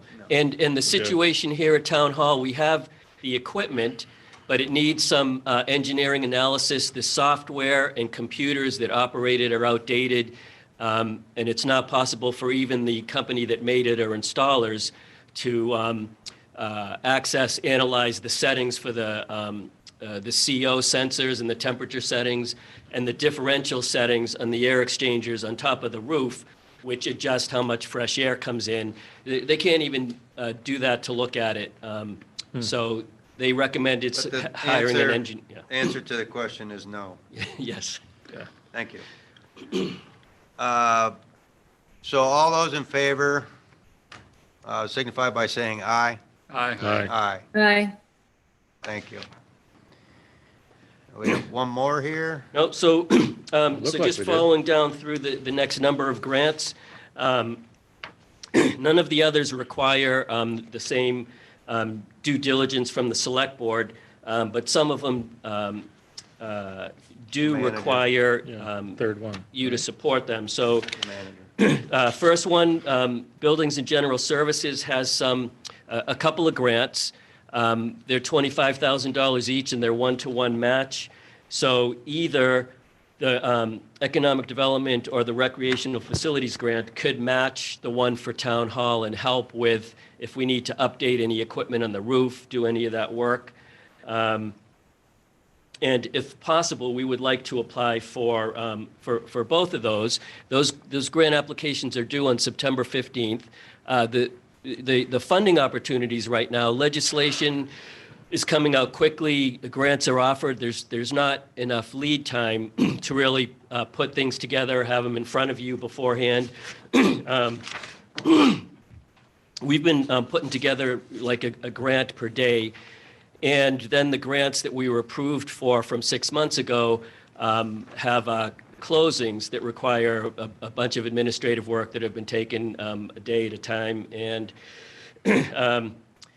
so at any rate, these buildings and general services need to be submitted September 15th before your meeting will be held that evening. So you'll be able to see those grants after the fact, but it would be great to have a motion authorizing applying for these grants and authorizing the the manager to execute any documents to apply for these grants. Understood. Thank you. So the next one is a FEMA assistance reimbursement expense, and that will be finished and going in. That's due by midnight tonight. It's close, and that's any expenses up through June 30th. And then we are registered for this disaster with FEMA, and so expenses after June 30th we can apply for later. But this would be those expenses, and then the state has a grant for reimbursement of COVID expenses, but in order to be eligible for it, all those expenses had to have been applied for through FEMA, which would cover 75% of them, and then the state grant will cover the other 25%. That state grant is due this Friday. The regional marketing grant came out. It was going back and forth between the legislature, the downtown groups, and so that was recently released and had a deadline of yesterday. So we did submit one to promote that Light Up Bellows Falls program and to promote our restaurants with the outdoor seating in downtown Bellows Falls. The Northern Border Regional Commission Forest Economy Partnership was due on last Friday, and that is a joint, and this one is a letter of intent. It's not a grant application. If they accept the letter of intent, then it would come before you and the Walpole Select Board. So this would be a joint grant from Rockingham and Walpole, and would cover about a $500,000 match on the 2023 Vilas Bridge expenses. With New Hampshire DOT has the other half of it programmed, but this half is not funded. So this grant would cover that half and get that process moving. And then there's some funds in it to help with the trails, connectivity over the Vilas Bridge, and to help with the New Hampshire Rail Trail and some of our trails, starting at the Bellows Falls Historical Society and connecting with the Saxons River Valley Trail. And that one, if we're accepted, the grant would be due on October 30th. And so you will see presentations on the full grant plus from the trails groups, as well as the regional planning commissions on the DOT piece. Let's see, there was another one in here. Oh, so, and the Everybody Eats program is one that came out through SEVCA, and we did engage in that, the Rockingham Help and Helpers through the Chester Food Hub, and that provides $10 per meal to any local restaurant that will produce them. And let's see, we've done that for about 2 weeks now, providing around 100 meals a week, and have been working on expanding to more restaurants and food producers, and are funded starting in September for 500 meals per week. And we're nailing down that restaurant. That grant goes through December 15th, I believe, December 15th or December 30th for the meals. And anybody's eligible for those, right? Through the Any, CARES? any food producer that files a rooms and meals tax. So these meals will not get rooms and meals tax, but by filing rooms and meals tax, it shows the state that you are a restaurant business. You're not just stuffing, saying, I'm a restaurant, I want to produce, give you 100 meals, give me $1,000. So so that's the eligibility threshold, is the rooms and meals tax. But what I'm going to is that, because I read about some of this in Brattleboro, and I talked to a legislator the other day, that's anybody in this community or anybody anywhere could come in and enjoy a meal, right? Yes, yes. So you're talking about eaters, not producers. Yes. Okay. So anyone who says that all they need to do is answer the question, has it been harder for them to procure food since COVID? And regardless of the answer, no one will be turned down. The intent is anyone who wants a meal should be able to get it through this program. The assumption that anyone could at times use help with producing meals, it's tougher to shop. Right. A lot of unemployment, that sort of thing. I just want to make sure people in our community are aware of it, that they have Yes. this Yeah. So if available you go to them. the library website, Rockingham Free Public Library, there's a survey there where you can sign up, and that gets your eligibility. It gets the meals in the production line. And the other good thing about this is that it's required that at least 10% of the ingredients are from local farms and producers. Right. So it's a triple win for eaters, the restaurants, and our local farms and producers. Okay. And the last one is an Economic Development Authority wastewater grant through HUD. And that grant is direct federal application. And because we're part of a SEDS district and we have a SEDS, we're eligible to apply. Our wastewater plant is in an opportunity zone, so that gives it some added competitiveness. Folks there are looking for a sludge dryer. That's an expensive piece of equipment, but would save about $80,000 a year. These grants don't have an endpoint. By submitting this in the SEDS coming up this January, it becomes eligible for this Economic Development Authority. And these grants do not have an endpoint right now. They're a minimum $100,000, maximum $30 million, and I think the machine is in the $500,000 range. So that's everything that's in queue that comes under that broad categorization of authorize the application or intent to apply for grant funds described above, and authorize the interim municipal manager as designee to file or execute required documents for such applications. So you need a motion to Yes. authorize the manager or his designee. Yes, please. Yes. That was a lot of work, Gary, and thank you, is all I can say. That was great. Yeah. All right, I'll make the motion, Mr. Chairman.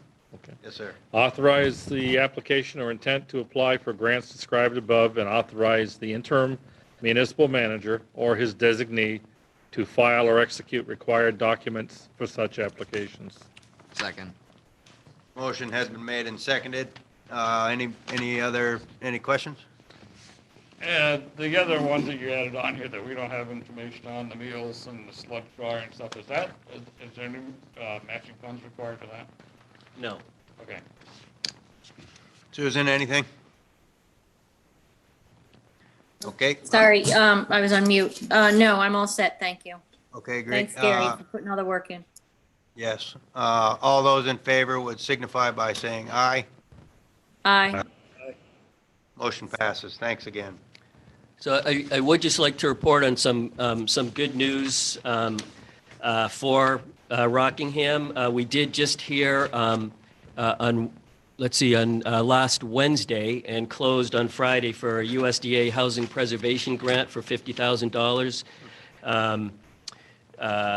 A community facilities $8,000 grant through BDCC for a feasibility study for the site design and facility design for a tenant at the Robertson, to build a facility at the Robertson paper site. How much? And $8,000. Yeah. And what was the other one? Oh, yes, and we're closing on Wednesday on the outdoor recreation grant for brochures, marketing for trails, and pump track construction that you folks authorized in the winter. So 3 pieces of good news there. All And right. thanks for your Super. time. Nice Yeah, to have thanks a good lot. news. Next item on the agenda, item 8, Recycle Center. Chuck, who's going first? Thank you. I'd like to introduce Rob Wheeler, Josh Kemp from Sewer Department. Before they speak, please note that the hours that they have contributed have towards recycle have been billed to recycle. So that offsets the cost at the Sewer Department. Right now, Josh is serving as the interim before we finalize a permanent recycle coordinator manager. And Rob Wheeler is donating his time and experience to help out Josh in that regard. So I thank both of you. And again, just another public service announcement. Those hours spent by 2 sewer department operators are being directly billed to Recycle Center. We have been hearing of a number of things that the Recycle Center needs, things that need to be updated, code violations, et cetera. This I really see as an opportunity for the board to ask questions, to receive answers. I would like to also recognize Sean McGinnis, who handles a lot of the fire code. Sean's keeping his eyes closed. He's dreaming of being somewhere else right now. But between myself, Sean, Rob, and Josh, I think we can have any questions answered. Josh, would you like to just give us a broad overview of what you've taken over and what you've done to date?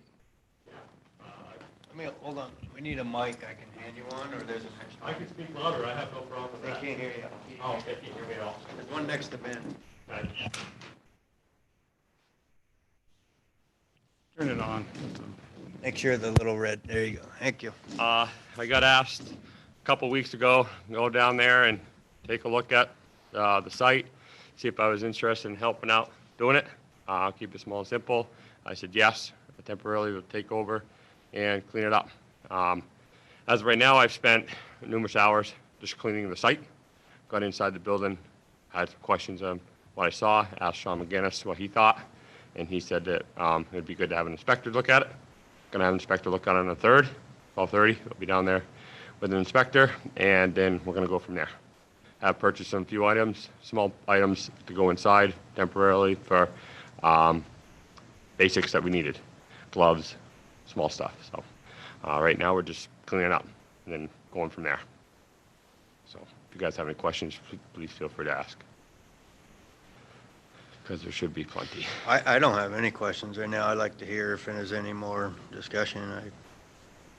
We don't have any plans in place in terms of hiring somebody permanent. I think that might be something that the permanent manager considers. I appreciate Josh's focus on public service, or customer service, let's say, and making sure that we're a kinder, gentler group of folks. Also addressing some of the code issues. Most recently, we're going to see some additional expenses. We did not plan for these expenses, but for instance, the scale, Peter and I tried to make it work this Saturday. It did not work. There's calibration issues. We have an expense unbudgeted, $2,000 that we're going to have to fit in somewhere. But that's not a discretionary thing. We have to have that scale operating. So I think we're all going to be in agreement that certain things that need to be invested in the center, these aren't items that we can just push down the road. The scale actually, we've got the computer system up, but it's not communicating with the scale. And there's reasons. There's reasons for that. Pardon? I talked to them today. Oh, you did get Fairbanks, yeah. Yep. That's a simple fix, I think, on their part. I mean, I don't know how expensive it is. Unfortunately, it's not a simple fix. They told me last week, last week when I was there, that it was going to have to be completely replaced because it's so antiquated.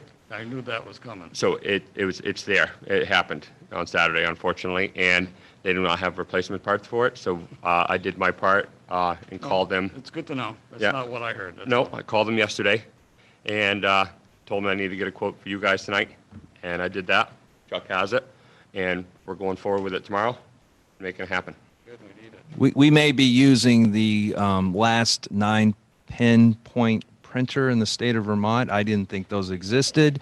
It kind of it makes me want to find my old Atari 2600, but yes, it was in need of upgrading.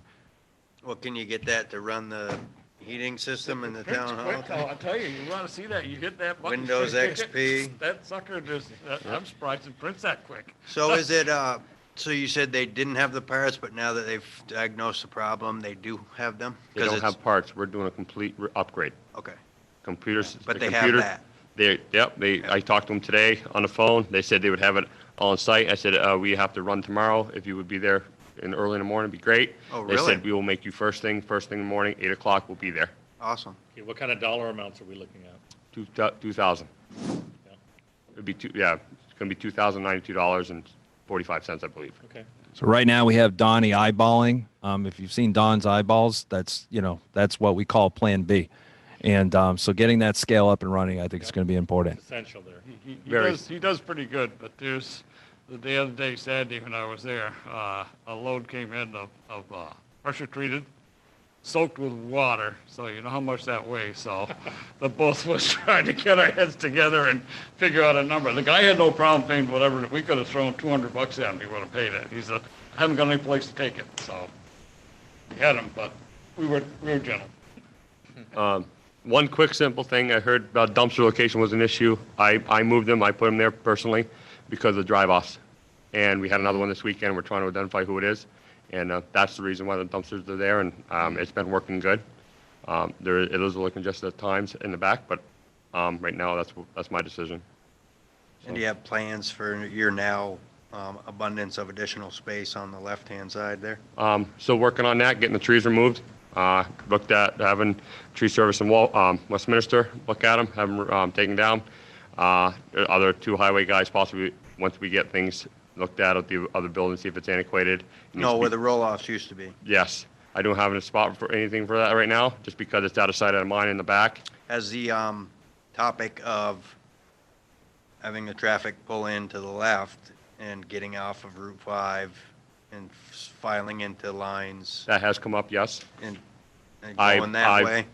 I've been And if you hesitant to do it. Swap the two compactors. I think I've had discussion with somebody so that someone pulls in, they say, I just have 3 bags of rubbish. Then they get in this line and go right by everyone waiting to get rid of their recycling. Mhm. Today's environment of 1 car at a time, that's the first place they pull in, so it's backing everybody up. Yes. Well, Saturday, what we did is we did do that. We had, Terry was out there, who runs the electronics, Okay. and I were both out there. Those pictures right there are from 12:15 to 1:05 PM. Mm-hmm. You can see the lineups out on Route 5 and inside. Yep. They were people that came in and said, I only got a bag of rubbish, so we directed them to go down past the scale, past the line. As Katana just said, with the COVID thing, you only got one person. A thing that would help the most would be a separate dumpster or something for the cardboard. Yes. If we could put that over on the side where Katana just mentioned, that big space. Mm-hmm. I believe That would relieve a lot of the backup, because you get a guy in there that's got a wagon or a load of, we had pickup trucks come in with, right up to the top with cardboard. Mhm. And it takes a guy half an hour to unload it. And then you gotta run the compactor to gotta crush it. So if we could get that cardboard out of there, and I think if a call to Alba, who has the contract for that, Mhm. and tell them, give us the damn dumpster, you get the cardboard that's in the contract, he gets the cardboard, so he shouldn't argue about charging us for a dumpster. And he'd have clean cardboard over there. Yes, but would he charge us for picking up and dropping No, off? that's the deal you make with them, just call them up and say, look, if we wanted to give you clean cardboard with no pizza boxes, you'd have to make a sign that says no pizza boxes. Because the other day I pulled one out, there's half a pizza still in it. But clean cardboard is cardboard that's not soaked in the rain when it rains or Right. snows or something else. Yeah, but even if it was that, I mean, We I have, know. we have clean cardboard. I have a question for you then. Yep. Who are we going to be able to get to watch and maintain that? because that is on the blind side of that whole Yeah, facility where but no I one think watches. If you got it close enough to the shed, instead of putting it way out on the back towards the brush, Okay. I think the guys that run the car, if you got two guys on that garbage compactor, you can cover this, it's a good idea to move those dumpsters that we were, people would just drive in, like Catano said, on the left, start chucking stuff in there. Mhm. And we're catching those. We've actually gone down from 10 or 12 a weekend to 1 or 2. Saturday, we had 2, but we caught them before they got out. Yeah, and we had one that got a U-Haul. One went out with a U-Haul full of stuff and dumped, and Donnie actually took it upon himself to go to U-Haul and track the number down on that U-Haul. So Donnie's congrats to pretty him. I do want to say that, things have been said that, he is getting older and stuff, but I do want to say that he did diligence on his own time and went and did that, and I thought that was pretty cool. And we also, a couple of weeks ago, we had a $600 drive-off off the scale. Yes. Which we recouped. Mm-hmm. We caught the guy, we had the phone numbers for both parties involved, and what it ended up being was, the guy that lent the guy the equipment to haul the stuff in there wanted him to take it to Springfield, but the guy didn't have an access permit to Springfield, so he brought it here, and then they fight and sued, I'm not paying for it, you're paying for it. So right now, We did get it. seems a lot of progress has been made. I have pictures that I've taken from my own progress. I see it. I'd just like to commend that work, and then, we could have a discussion about what we'd like to do in the future for an hour or two, the four of us but I don't think it's appropriate right now. But what about staffing right now down there? How do you feel where we at? Does he have enough employees and volunteers to function? And then lastly, there's no conflict from the village because of reducing their budget by taking their employee. It's correct there. Yeah. Yeah. We're reducing the I don't, We're not reducing the budget, just the village. hours that they expend towards recycle are dedicated to recycle. So that's just an internal accounting practice. It's outside. not during his time at wastewater. Well, he's still working his 40-plus hours at wastewater. If they were listening and everything's okay with the village. You never know. Well, not right. I will. Okay. I will say this: I make phone calls on my wastewater shift. I do bill it to town of Rockingham recycling.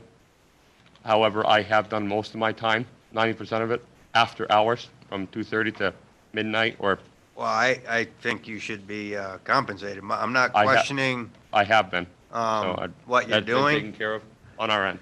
I'm not questioning what you're doing. I was making sure that the village was on board and aware, and that we're moving more in this different divisions working together. Yeah, and this is short term Concept. until we get something finalized. In terms of staffing, we're always looking for volunteers, additional people to work. Highway has always historically been there to back up operations. We also saw it with at the beginning of the pandemic when some people weren't able to work, and so Highway was able to support them. We will have Highway folks on shift from time to time to be able to make sure we can enjoy that coverage. I would put the word out to everyone. I think, Peter, you're going to agree too. Any volunteers, I think, are going to be welcomed going I'm forward. just going to make a comment. It wouldn't probably hurt to put some sort of a message in the Westminster Gazette that everybody gets, and just say that we're looking for volunteers to work down. We've had some people say they would volunteer, but I don't think anybody's really walked up to them and asked them, I mean, I myself hooked Becky Gagnon into working there. She was running the scale for one Saturday while we were busy. And she's willing to come down there and help out. So we got one, but that's, Thank but you. it wouldn't hurt to have a couple extra bodies there, especially like the Saturday, Frank from Saxon River had to leave. He had an appointment, and Eric had to leave for a while. He had an eye appointment. So we may do, because say with the scale being not working. We have coverage, but the bench is light. And what I'm saying is that we need a greater sense of backup if somebody's not feeling well and so forth. Yeah, I just want to get busy if the more eyes you got on stuff, the less chance people are going to, get away with stuff. So, You want me to keep these pictures? you can keep. Because I have a Yeah, no, bunch of pictures. Ben took some, but I just took those, and some woman says, well, you got the ones out in the road? I said, hey, I'm way ahead of you, so. Go ahead. He needs a microphone. Oh. Anyone on the board, anything else for right now? My turn? Yes, sir. I was just going to mention that seeing you working on improvements down there and cleaning it up and moving forward with it, I would recommend that you contact the director at the Wyndham County Solid Waste District in Brattleboro, if you haven't already done so, No, I have not. and have him come up and actually walk through that facility with you, not as like an inspector for violations, but just as a general,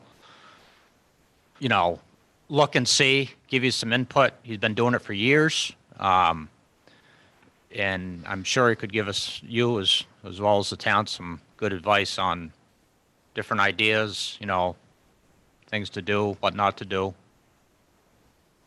We belong to Windsor, Wyndham. Right. So, that guy's been down to talk to me because he's looking for a representative to the district, because Gary was the district rep. Yeah. And we don't have to worry about until October, that's the next meeting, but we need to be thinking about somebody to take that. Absolutely. And he's in usually either Wednesday and Saturday, so very simple matter to catch him. Right. Yeah. I can have him look for you when he's down there, because if I'm not there, then, because he caught me one day. Yeah, either one is fine. Whatever gets. Do best both. job done. I do both. Yeah, I can do both. I'll tell you more about I'm not it. gonna tell you I know anything about that facility. I'm Right. just trying to make. Well, here's just another person that could come in and Sure. Yeah. just All I'm give trying you to a make it once do is over. Smoothly until we find somebody. Yep. And thanks for Rob helping me out, doing some of it with me, but. That it? Anything else?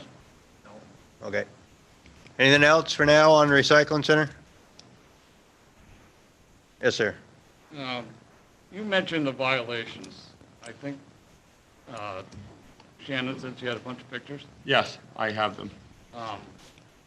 Two questions. Go ahead. Is anybody that did the inspections qualified or certified to do those? Person that is actually coming on the 3rd is from VLCT, Jim Carrion. I And heard he will do a full inspection on it, due to the concerns and what was going on down there. Not what was going on, but the way it was, came about.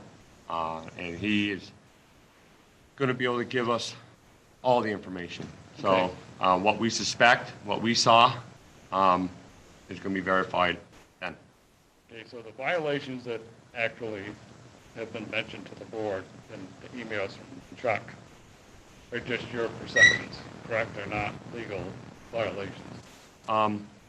If you're not certified, you can't really.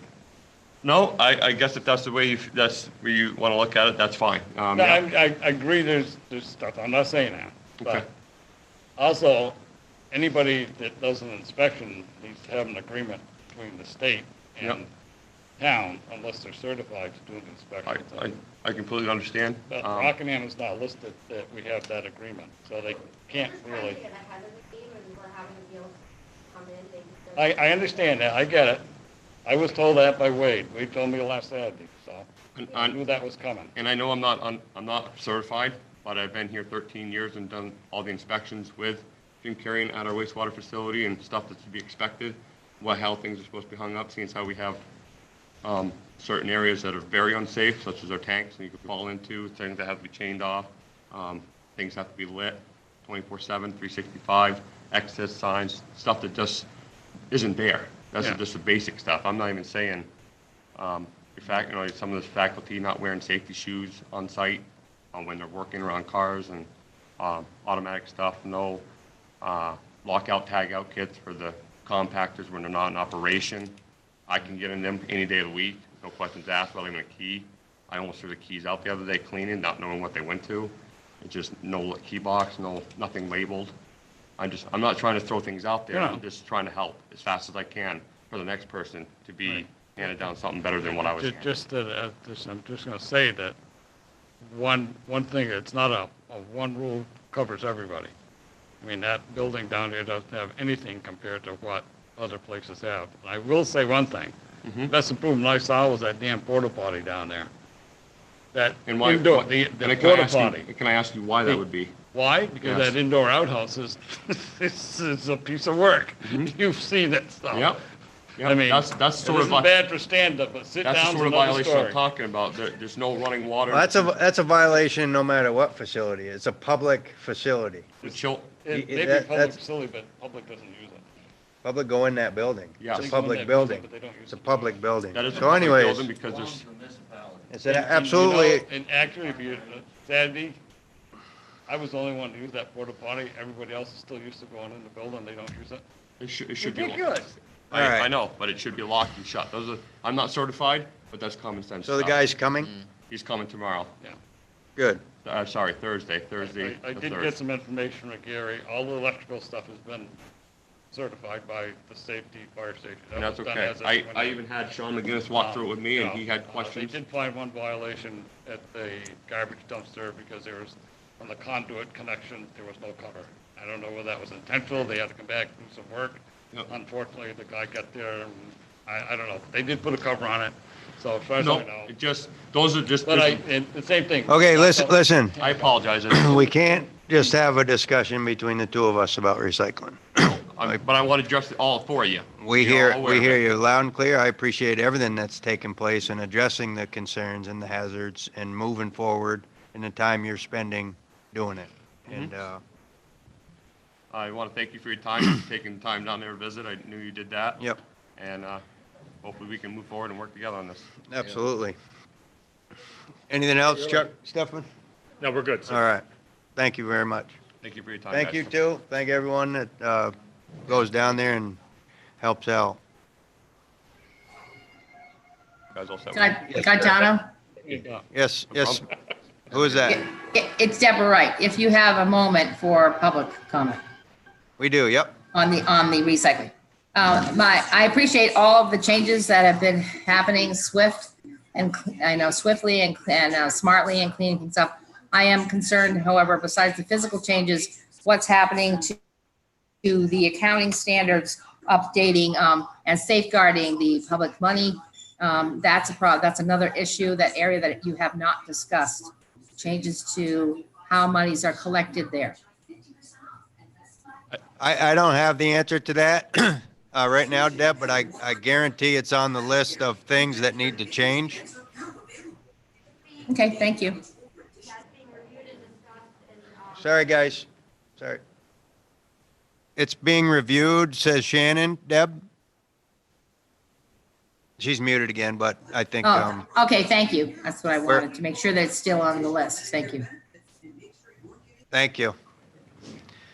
It's a new, our Zoom screen changed, so I couldn't see if you had your hand up. I don't know if anyone else has any questions on recycling. If not, we're prepared to move on to item number 9, fire training agreement. Thank you very much, you guys. We have some information here. Does anyone want to? Yes, sir, you have your mic all queued up. All right, this is something that I'm introduced on set points, similar to I what. can't hear him, sorry, Gaetano. Can't hear Chuck? Cannot. Try again. Check, check, check. Take a new mic.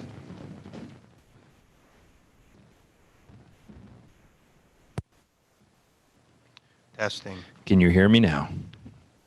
Susan, you hear him now? Yes, that's good, thank you. Okay, yeah. So this is a concept I'd like to have some feedback. This is the first time it's been discussed in a public venue. The photo here on the website, this was a fire that happened recently. And to me, it illustrates something that happens every day And for most of us, because I'm a lay person, I came from the outside not understanding what the fire departments were all about. But you see how a spirit of cooperation takes over when any emergency takes place in our community. And I've been asking questions from time to time, again, as an outsider. Some of these questions I even get chastised for because I just don't know any better. But I've often asked, how come if we work together when it matters most, that we don't train together? I have really enjoyed some of the training that I've been invited to. I find that even when they put an air pack and a uniform on me, it pushes me to the edge of my endurance. And each time I learn something new. Dealing with these 3 fire departments, I'm also aware that they all bring their own personalities, their own skill sets. And so this concept, if you will, is this notion of we all have a common purpose, common goal. We all have strengths and weaknesses. Each department could host a training for the other 2 departments, and we could just institutionalize a greater level of cooperation amongst the 3 individual fire departments. This is not a notion of trying to dissolve those 3 independent fire departments. This agreement, I wasn't even sure if we could do something like this, and the municipal attorney had to walk me through it because each department is structured differently. From the select board's point of view, is this something of any interest to you? Because a lot more work has to be done. I even intimated in the memo that this agreement has to now be presented, if it's of interest to you all conceptually, to each department individually. In the case of the Bells Falls, that's the trustees. So that's a whole other set of meetings that we would have to do. But the carrot to all this is if you all use town resources, town funding, to support your fire department, would you be willing, at least right now in concept, to train together? To have 3 trainings per year hosted by the individual department, and that's just something we begin to start. There's only advantages. I'm not aware of disadvantages. Maybe I'll hear tonight those disadvantages, but this is something I feel is important, and during my tenure as manager, I wanted to raise it.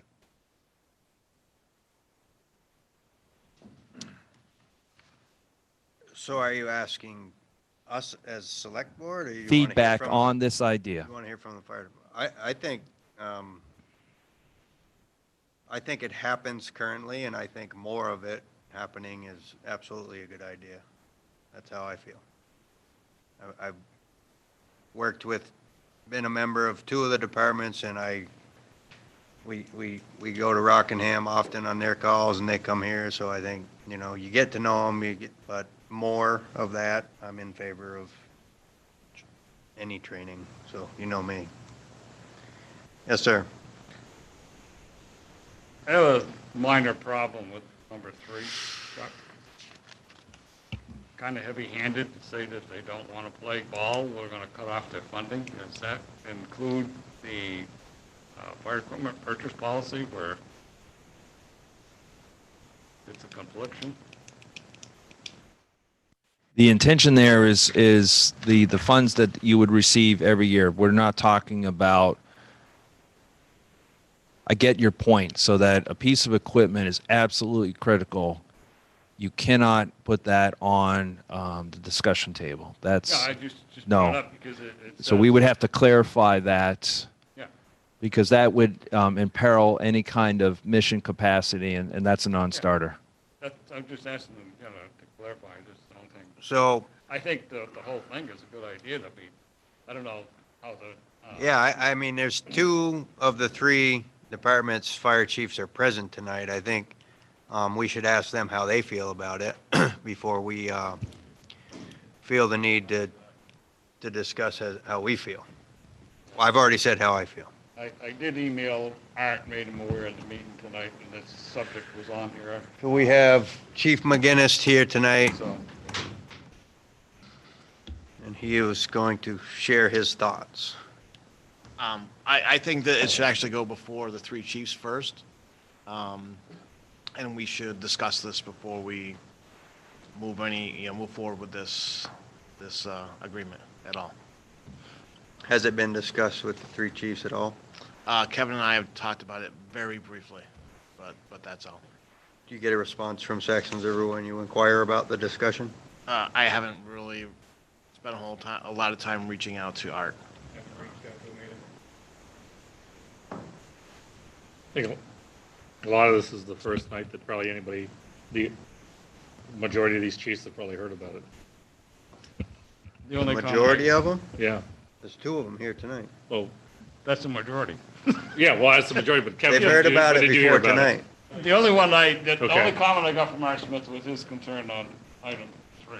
But Well, I mean, I did tell him it was on the meeting tonight. He could come on Zoom or attend in person. So there's a lot more to address than that one He's concern. aware of it. So But he's, I don't know where he wants to go with it.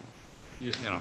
Certainly can't train enough for a job that could kill you. That's right. But I agree with Sean. I think let the chiefs get together and then come back. We have a pattern of presenting ideas to this board because you are the first Right. to be discussed. So if you think in concept this is the way to go, then the management staff will take it to the next step. And then we'll have to represent a document that reflects their collective input. Right. I look at it as if we're talking about them, we include them as a courtesy. And That's right. do you have any input, comment you'd like to make on this proposal tonight? All right, step on up. I don't believe either myself or Chief McGinnis has an issue with training together. We even have one scheduled next week at the Meeting House. I do agree with Peter that kind of that funding thing is kind of like blackmail. Blackmail you into training together. I think that is extremely heavy-handed. Sean and I have talked several times about training between the departments. We've done it in the past. You just said that you have one next Wednesday? That's correct. We're going to meet at the Meeting House to discuss. Prior to this agreement, Rockingham and Bellows Falls will be training mutually next Wednesday at the Rockingham Meeting House is what the chief just said. And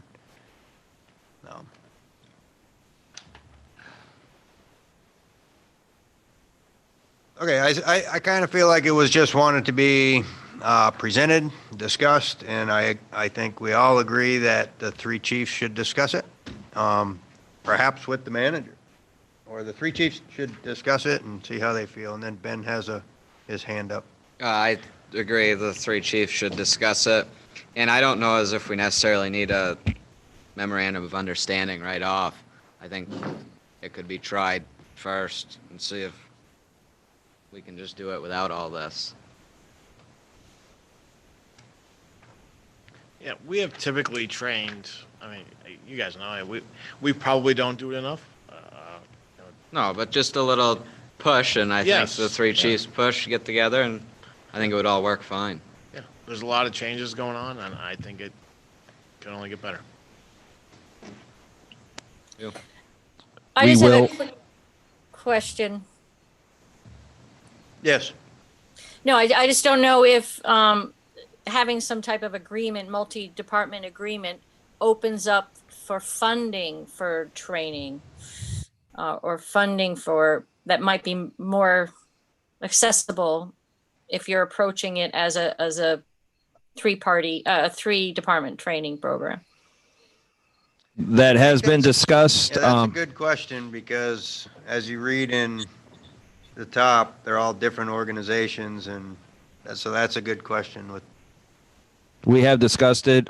We have had in the past, not so much with fire department, but the ability to get access to grants because we are a tri-town or a tri-department or other cooperative efforts.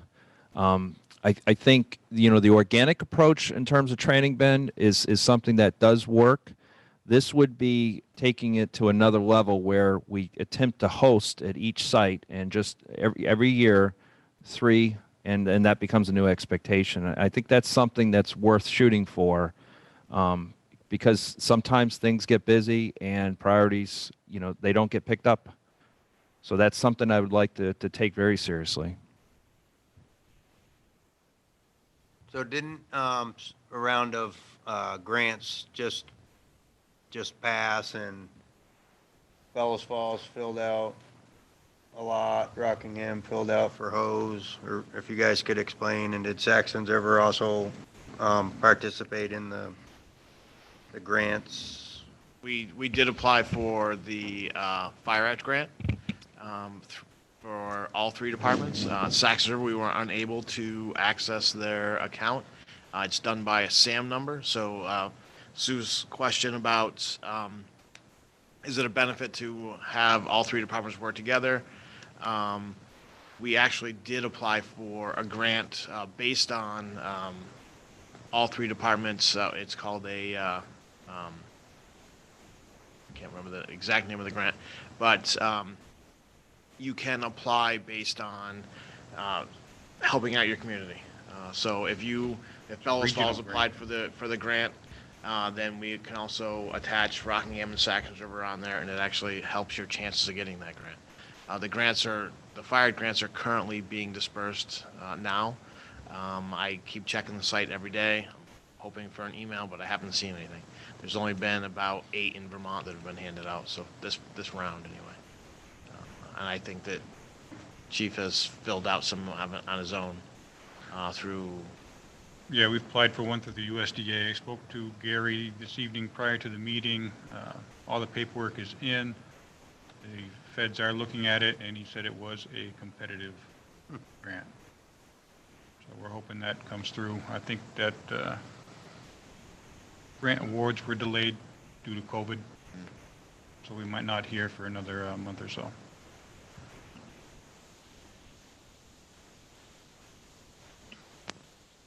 Okay. Thank everyone. I think, at this point, we presented it, discussed it, and see if the three chiefs can get together and see where it I goes. think because they work so closely already, that we will be ready at the next selectmen's meeting to have something back before this board. So thank you. Thank you. Yes, sir. Can I speak to this? You sure can. I got a whole list. Have you? Yeah, I do. So, Obviously, we're all in favor of this training issue. First of all, this is nothing new. The idea of the three departments training together has been ongoing for years. We even did this same model a number of years ago, and like a lot of things, it went well for a while and then it petered out. Certainly, it's worthwhile bringing back up. My issue here is really the way this has gone about. It kind of has like Rockingham Recycle Center written all over it. No communication from the interim manager, very little. With who? With anybody in the fire service, specifically the chiefs. Obviously, that's who it should start with. So there's a total lack of communication. My other question is, who paid for the memorandum of understanding? Can anybody tell me that? I'm assuming there was a cost to that. There's a cost to it. You showed it to me. You asked me about so it. who paid for it? The town of Rockingham paid for that. And not the Why are you asking a Falls? question when you know the answer? Just make the statement. Well, not the village of Bellows Falls? Why would the village of Bellows Falls pay for an agreement that the select board would enter with the three fire departments? Right. What's your point to that? My point is, why when I asked you that question, I didn't get an answer previously? I answered the question to you previously. No, you didn't. It's a town-funded issue. Exactly. That's my whole And why point. would you expect input from, expense from the village? This is a select board meeting. I wouldn't. That's why I'm trying to clarify, because originally it was said there was a village cost. Is your answer clear? Yeah, I don't think it's accurate, but it's clear. So anyway, I also think that, to me, there's no need to to spend money to talk about a memorandum of understanding for any of the fire departments to train together. I think it's something that could have easily been handled with much less. We shouldn't even be here talking about it. Okay. We don't need no memorandum of understanding. Another thing is discretionary spending. The interim manager has said twice, I know in the last month, that unnecessary spending was one of his priorities. Well, I find this hard to believe that spending money on a memorandum of understanding that our fire departments could have done on their own very easily, with maybe just a little push from the right people, was necessary spending, especially with the way things are right now. To me, it's just a waste of the taxpayers' money.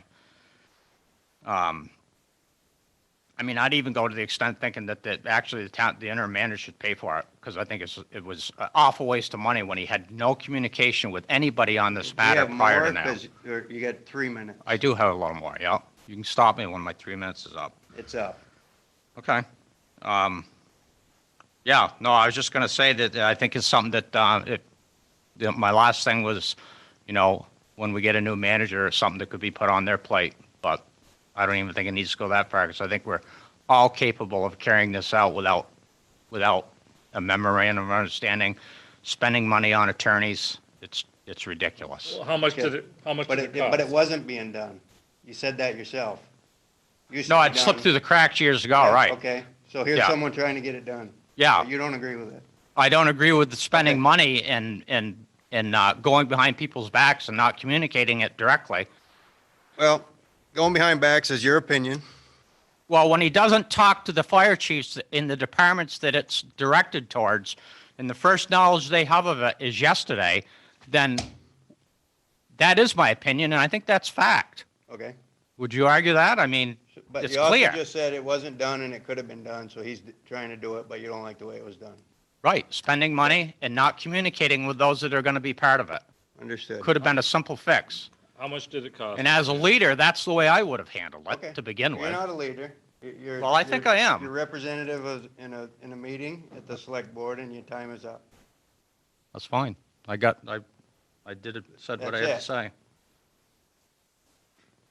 Yes, sir. Curious as to the cost. I believe it was $600. Okay.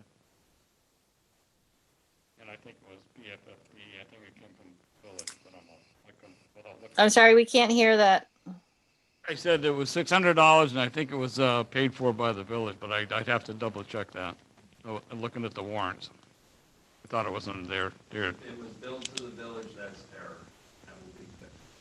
I don't know, Chuck. I'd have to look at the stuff. I thought I saw it there, but. Well, it changed the whole topic of the discussion, and I hope that the chiefs get together on their own with a memorandum from the manager to discuss future trainings together. That's what this discussion was about.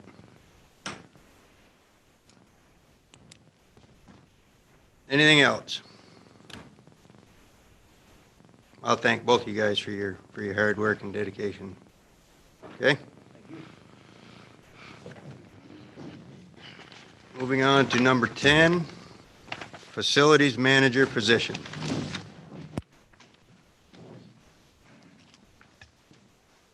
This is my second, and it will be my last attempt, so bear with me. We keep finding problems with our buildings. These problems are more expensive because we have delayed. I have attempted to enumerate the reasons, I think in good conscience. I'm not here to make a decision. I just want to make sure you know what is going on. If you have any questions, let me know. I tried to go line by line to point out some of the issues that we've faced. It's daunting, quite frankly, and I'm not sure. I have a background in facilities management, but that's not typically what you would see in a municipal manager. And I certainly know some of our department heads don't have backgrounds in facilities management. So I hope this pushes the dialogue forward, maybe leaves a few ideas in your head for the future budget. This is my final request. So did everyone read this memo? Yes. And I think, from my opinion, we're in a situation, whether it be manager discretionary spending or COVID or trying to keep expenses low, that we ask people to do more with less. And it's great that people volunteer, but it doesn't mean, in my opinion, every time that we have to pay them to do it. They're got to step up to the plate and take some pride in what you have. as far as the mice or whatever running around, my cat, Mr. Cringer, I'll nominate him to come in here if you'll feed him and provide a litter box for him, and he'll catch some mice for you. But no, what I'm saying is, you get a certain amount here, and I said this before too. We had a maintenance person. And I said it back then. What I'd rather see is, if you identify a plumbing problem, call a plumber, get it fixed. You have an electrical problem, get it fixed. You got a carpenter problem, get it fixed. We talked about some windows. I didn't see so much where at the time they got fixed. But I mean, rather than funding another position, which entails benefits and whatever else that goes along with that, if you have, it's just people in the building, all the buildings and all the properties, whether it's a building or land, it's got to be responsible enough to say, oh, by the way, I came in today, the fence has been clobbered. Can we put it on the list and have somebody get it fixed? I mean, I don't see we eliminated a position. I see no sense in putting another position in there. So currently, the manager or one of the other people that work in this building should be up on the roof inspecting the roof? No, I'm not saying that, but if we need to do something with the roof. Well, how do you know unless you inspect it? I'll then make a phone call to a roofer and say, hey, what would it cost to have go up there and inspect the roof to see if there's anything that needs to be done? And so Andy Howarth should be servicing and inspecting all his buildings. Under building maintenance, he should be aware of when the filters were changed or the rotting back wall or. Yeah, pretty much. I think you should. Yeah. You think he should Yep. do that? Same thing as whether a homeowner at your house, you make sure if you clean the furnace once a year, you want to clean the drains. A lot of people have property maintenance. And a lot of people don't. I mean, I just can't see funding a position. People with this amount of property typically have someone maintain the property. They don't take it upon themselves when they're hired as a finance director or a fire chief or a highway superintendent to do inspections of their facilities, make sure the maintenance is scheduled.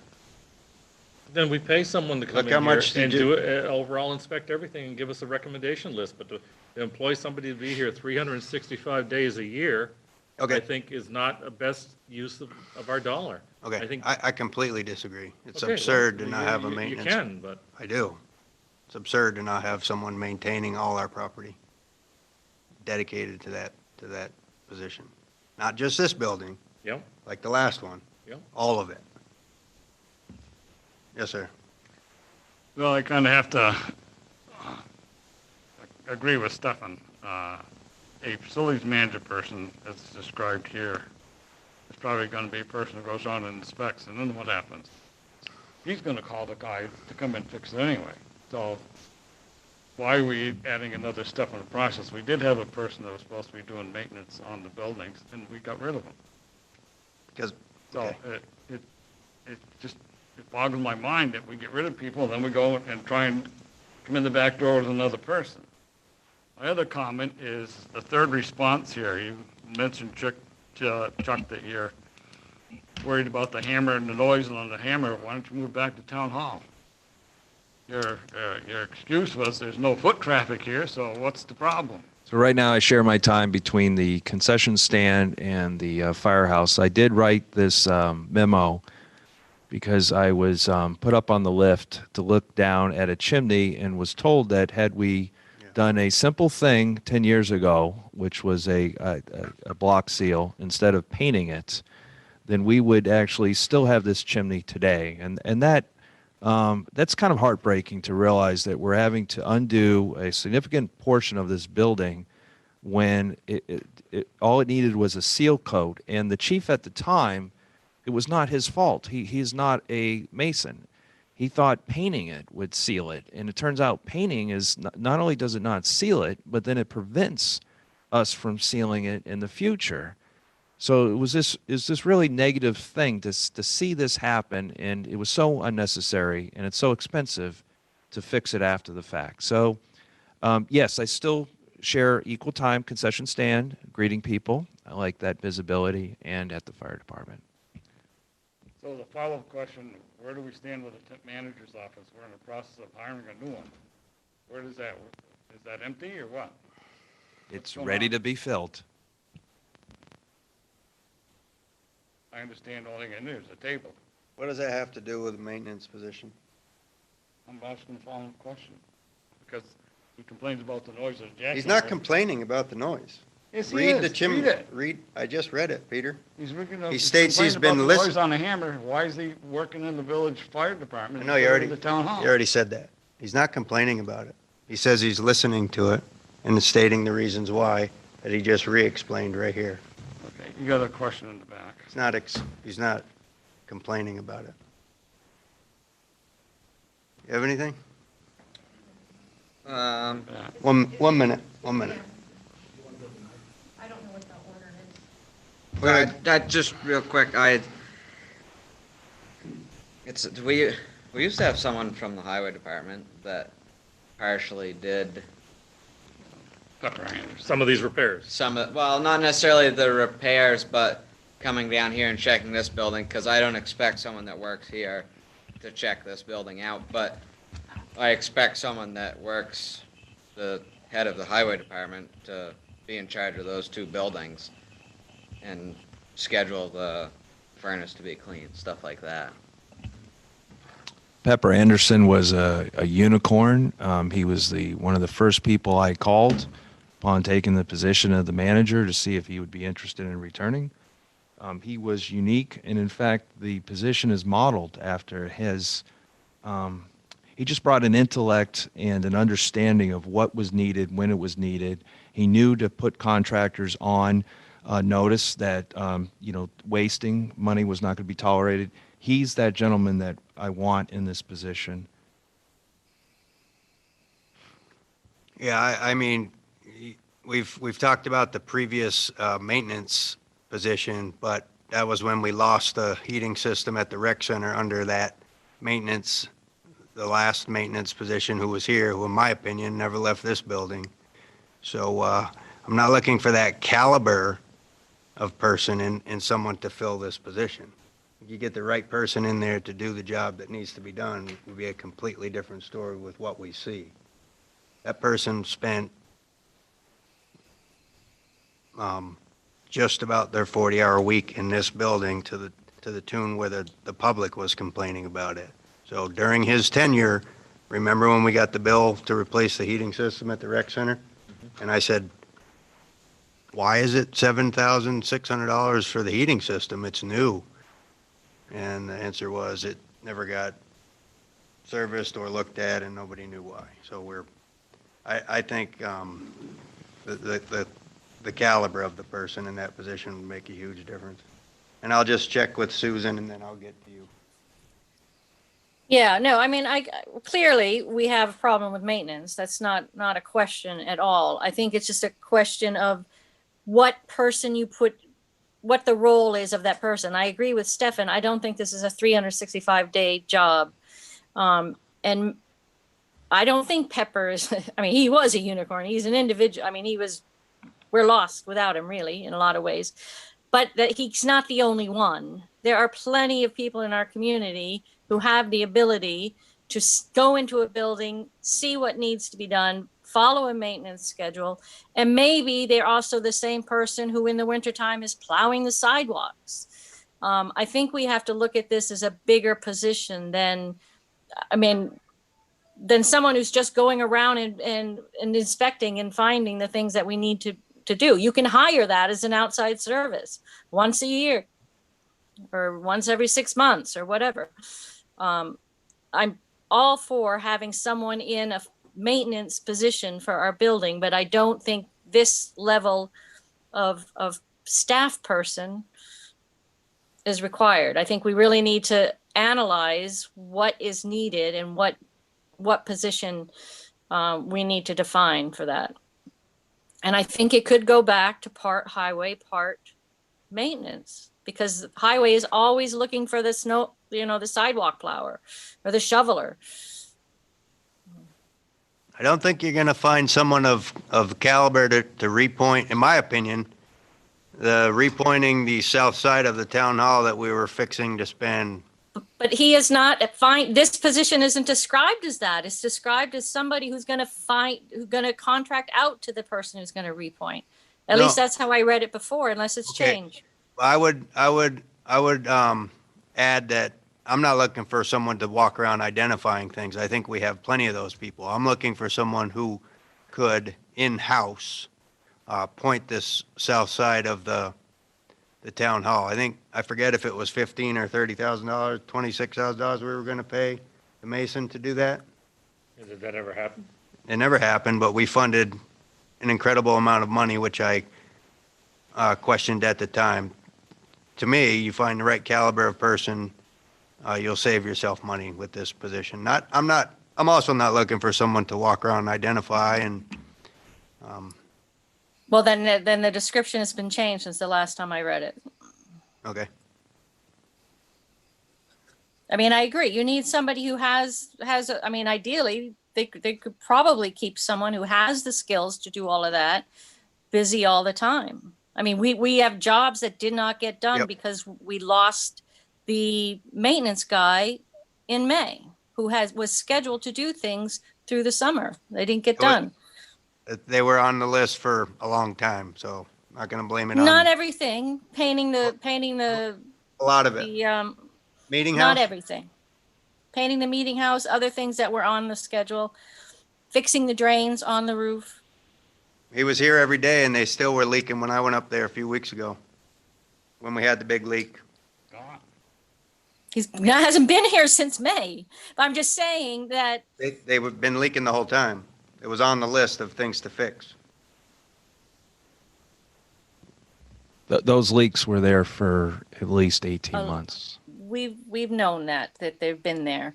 But I'm just saying that if it's a position where they're actually someone who's going to be doing the work, you have to figure out how many hours. Is it a full-time position? Is it a part-time position? Is it back to move, sharing some work with highway? I don't know. I think we need to look more into that. Okay, we have a question in the audience. Yep.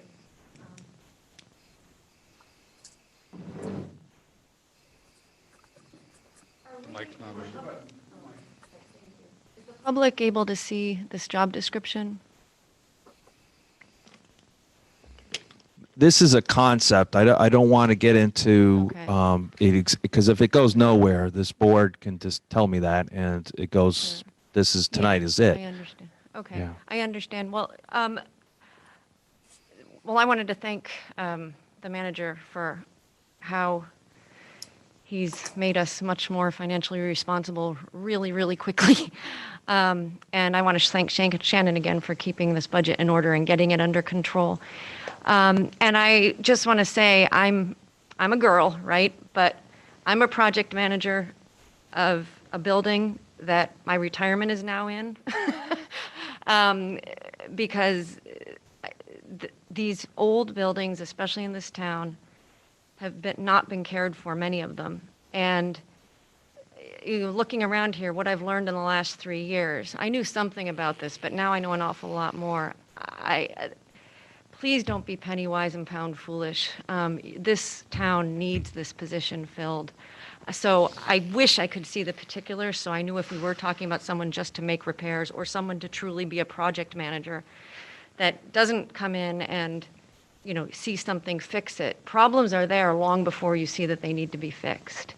And so this is someone who needs sort of the background in this, who's hiring out to contractors. There's no way one person could do all the work that needs to be done on these buildings. So I'm almost begging you as a newcomer to town, 3 years, who's invested a lot in your town, to please invest in your buildings. And this is a really small price to pay up front. I worry that some of this stuff can't be saved, quite honestly. So thank you very much. Thank you.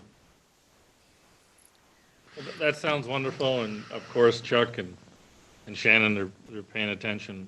But in my opinion, I can't see like paying for something twice.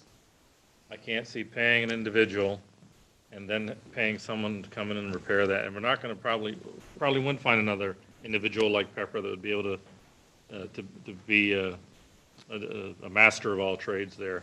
Or Of course most you trades. could. But I mean, if we identify a problem, if we have a budget set aside for maintenance and upkeep, I'd rather say, okay, if it's a problem with the door locks, get a locksmith in here or get somebody to take care of it and do that from the budget rather than paying someone to, paying twice. I just don't feel it's necessary. Make a suggestion that if we're even remotely thinking about this, that we save it for budget season. That's the only time you're going to be able to make a decision. There's no money in the budget right now unless you start robbing Peter to pay Paul. And we've done that already, and I think we are going to have some issues coming up that money needs to be there, so. If it's on your radar, then I'm grateful. Particularly with budget season, that's very appropriate. And that's not that far away. It's not. Okay. So that's, that wraps up this agenda. So we need to review agenda items for our next select board meeting on September 15th. I assume we'll have that a financial summary. Yes. Perhaps we'll hear back from fire chiefs. Will we get that in time so we can review it and not the night of the meeting? The financial summary needs to be in the packet next week, or yes, Yeah. in a timely fashion. Agreed. That would be nice. Yes. Anything else right now we can think of? Gary will have an update. Yes, sir. Yeah, those grant applications we looked at today, and then there's a broadband program that a community, there's communication union districts that our town of Rockingham can become a part of that is working on extending the fiber and cable to the areas that aren't covered. So it would, Rockingham does have a lot of good coverage area, but there's certainly places like Saxon's River and up towards the Meeting House of Rockingham that would get repaired by this. And the Deerfield Valley Communications Union District is the one that most of the towns in Windham County have joined, and they're willing to come and answer questions. We could put a one-pager together for you, and they would be here to answer questions. And it would take a select board vote to join the communications district. So, if I may ask, Mr. Chairman, what's the overall commitment financially and otherwise of joining this district when you're talking about? Do we want to put this on the agenda? Yeah, that's an agenda discussion. We're just looking for review on the next agenda. And Gary was clear. Okay. Anything else right now we can think of? We get an update on where we stand as far as the paving schedule goes. There's nothing mad up here on the highway update. Like know what streets are. Okay. Paving not schedule? done. I know Center Street was supposed to be done. We're on the next agenda. Thank you. Anything else? Susan, anything you can think of right now? Not at the moment. I mean, there might be things once we see this financial report, but, I mean, whether we need to start a discussion about revising our current budget before the year runs out. Okay.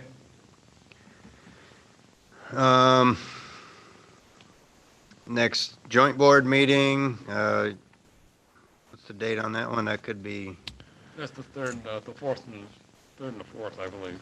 Yeah, those really, at this point, it's the manager yeah. search, Thursday, Friday meetings, and I'm sure you're going to have many, many more.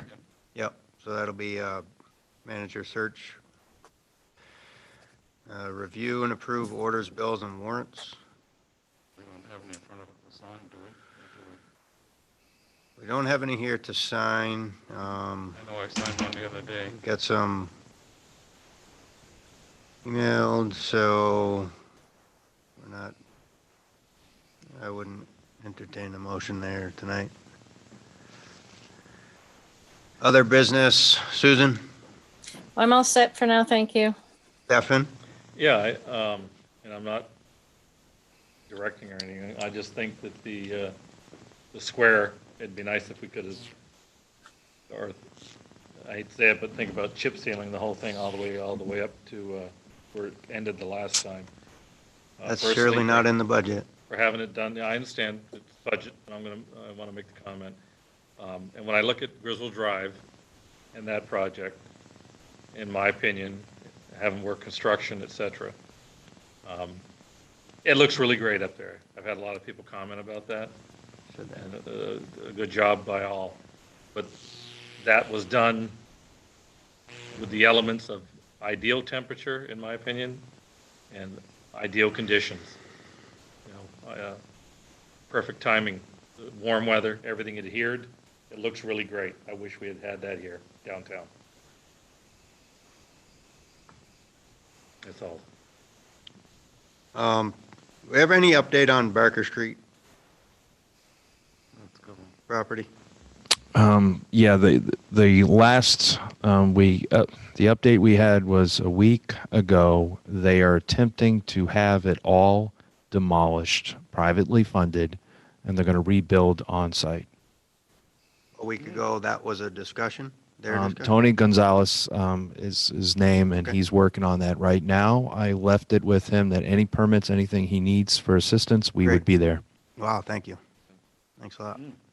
Peter? Yeah, a couple. Has anybody looked at the audit report, or have we even seen every audit report? I got one today. It open your eyes quick. If you noticed, when we did the town meeting, the town report said the 2019 expenses were unaudited. In that report, you'll see that they completed the audit in January of 2020, but we never received the audit until June 2nd of 2020. That's why they're in there as unaudited. I found that out. I was surprised. And there's a few other things in there that are screwed up, I think. Yeah. So there's copies at the, and both of the village too, the village audits up there in the town office. You should pick one up and glance through it. It really open your eyes. Where do we stand with high hill funding? I know that you mentioned in your email that we lost a grant or something. Where So- does that put us? We just had to revise the scope of work downward on Hyde Street. You said FERC? I'm sorry, I wasn't. No, Hyde Street, yeah. There was a grant that we didn't get. You mentioned something we didn't get. Yeah, so it's like repaving will be done, but the original scope was a full depth reconstruction, and that just simply is not possible with the additional money. I don't and know that what the grant, what was it, 64,000 or something, I think I thought, somewhere in there? that thereabouts. Yeah. I think the big lesson, and one of the reasons that Andy and I talked about it and put it in there, was we just gonna. This happened with the other two recessions where the state of Vermont starts looking out for itself, and the towns are going to have to fend for themselves. So that's not what we want to hear. It's not what helps us, but it's inevitable. And if I may make a comment. Probably shouldn't, but because somebody will say it's political. You got anything else? No. Let me just go around stuff. Yeah, sure, And if you feel like you shouldn't, then let's not. Let's just keep it a civil meeting. We had a great meeting going there for a while. I'm good. I don't have anything. I'm good too. And Susan, I started with you. So. Actually, I just have one more thing I forgot about. The report back from Wyndham Regional on the traffic study. Do we have any update on that? They are processing the data. I will try to make sure that data is available in the next packet. Thank you for pointing that out. Thank you. I'm just taking a wild guess, Chuck, but I don't think you have to hold that mic and get right up on it. Oh, really? Yeah, I have no bet idea. it's pretty loud out there, and It's actually, it's very clear, and you all are not so clear, so I do appreciate it. oh, apologize. So I apologize. Susan likes the sound of my voice better You than should you. see him. He's like, No, I like that. I can Karaoke. hear it, and I can't hear some of the others very well. It's good too. I wish you could see him. Is that a result of your current sickness? All right, so we have to have, we need to go into executive session to get an update on union negotiations. Susan, if you want to call my Oh, telephone. your phone? Yeah. Your thing. And So I'll email you a copy of these. I've got copies to hand out here. Stefan Okay, will thank you. make that motion. Okay, Mr. Chairman, I make the motion that I move to find that the premature general public knowledge of labor relations and agreements with employees and union negotiations will clearly place the municipality at substantial disadvantage Negotiation strategy. by negotiation strategies and labor relations. I'll second that. Motion's been made and seconded. Go into executive session. All those in favor signify by saying aye. Aye. Aye. Take care. Good night, everyone. Mr. Chairman, Get a second one. I move that the board enter into an executive session to discuss labor relations agreements with employees, union negotiations, under provisions of Title I, Section 313A1 of the Vermont statute. Second. Motion been made and seconded. All those in favor signify by saying aye. Aye. Talk to you soon. Bye-bye. Yep.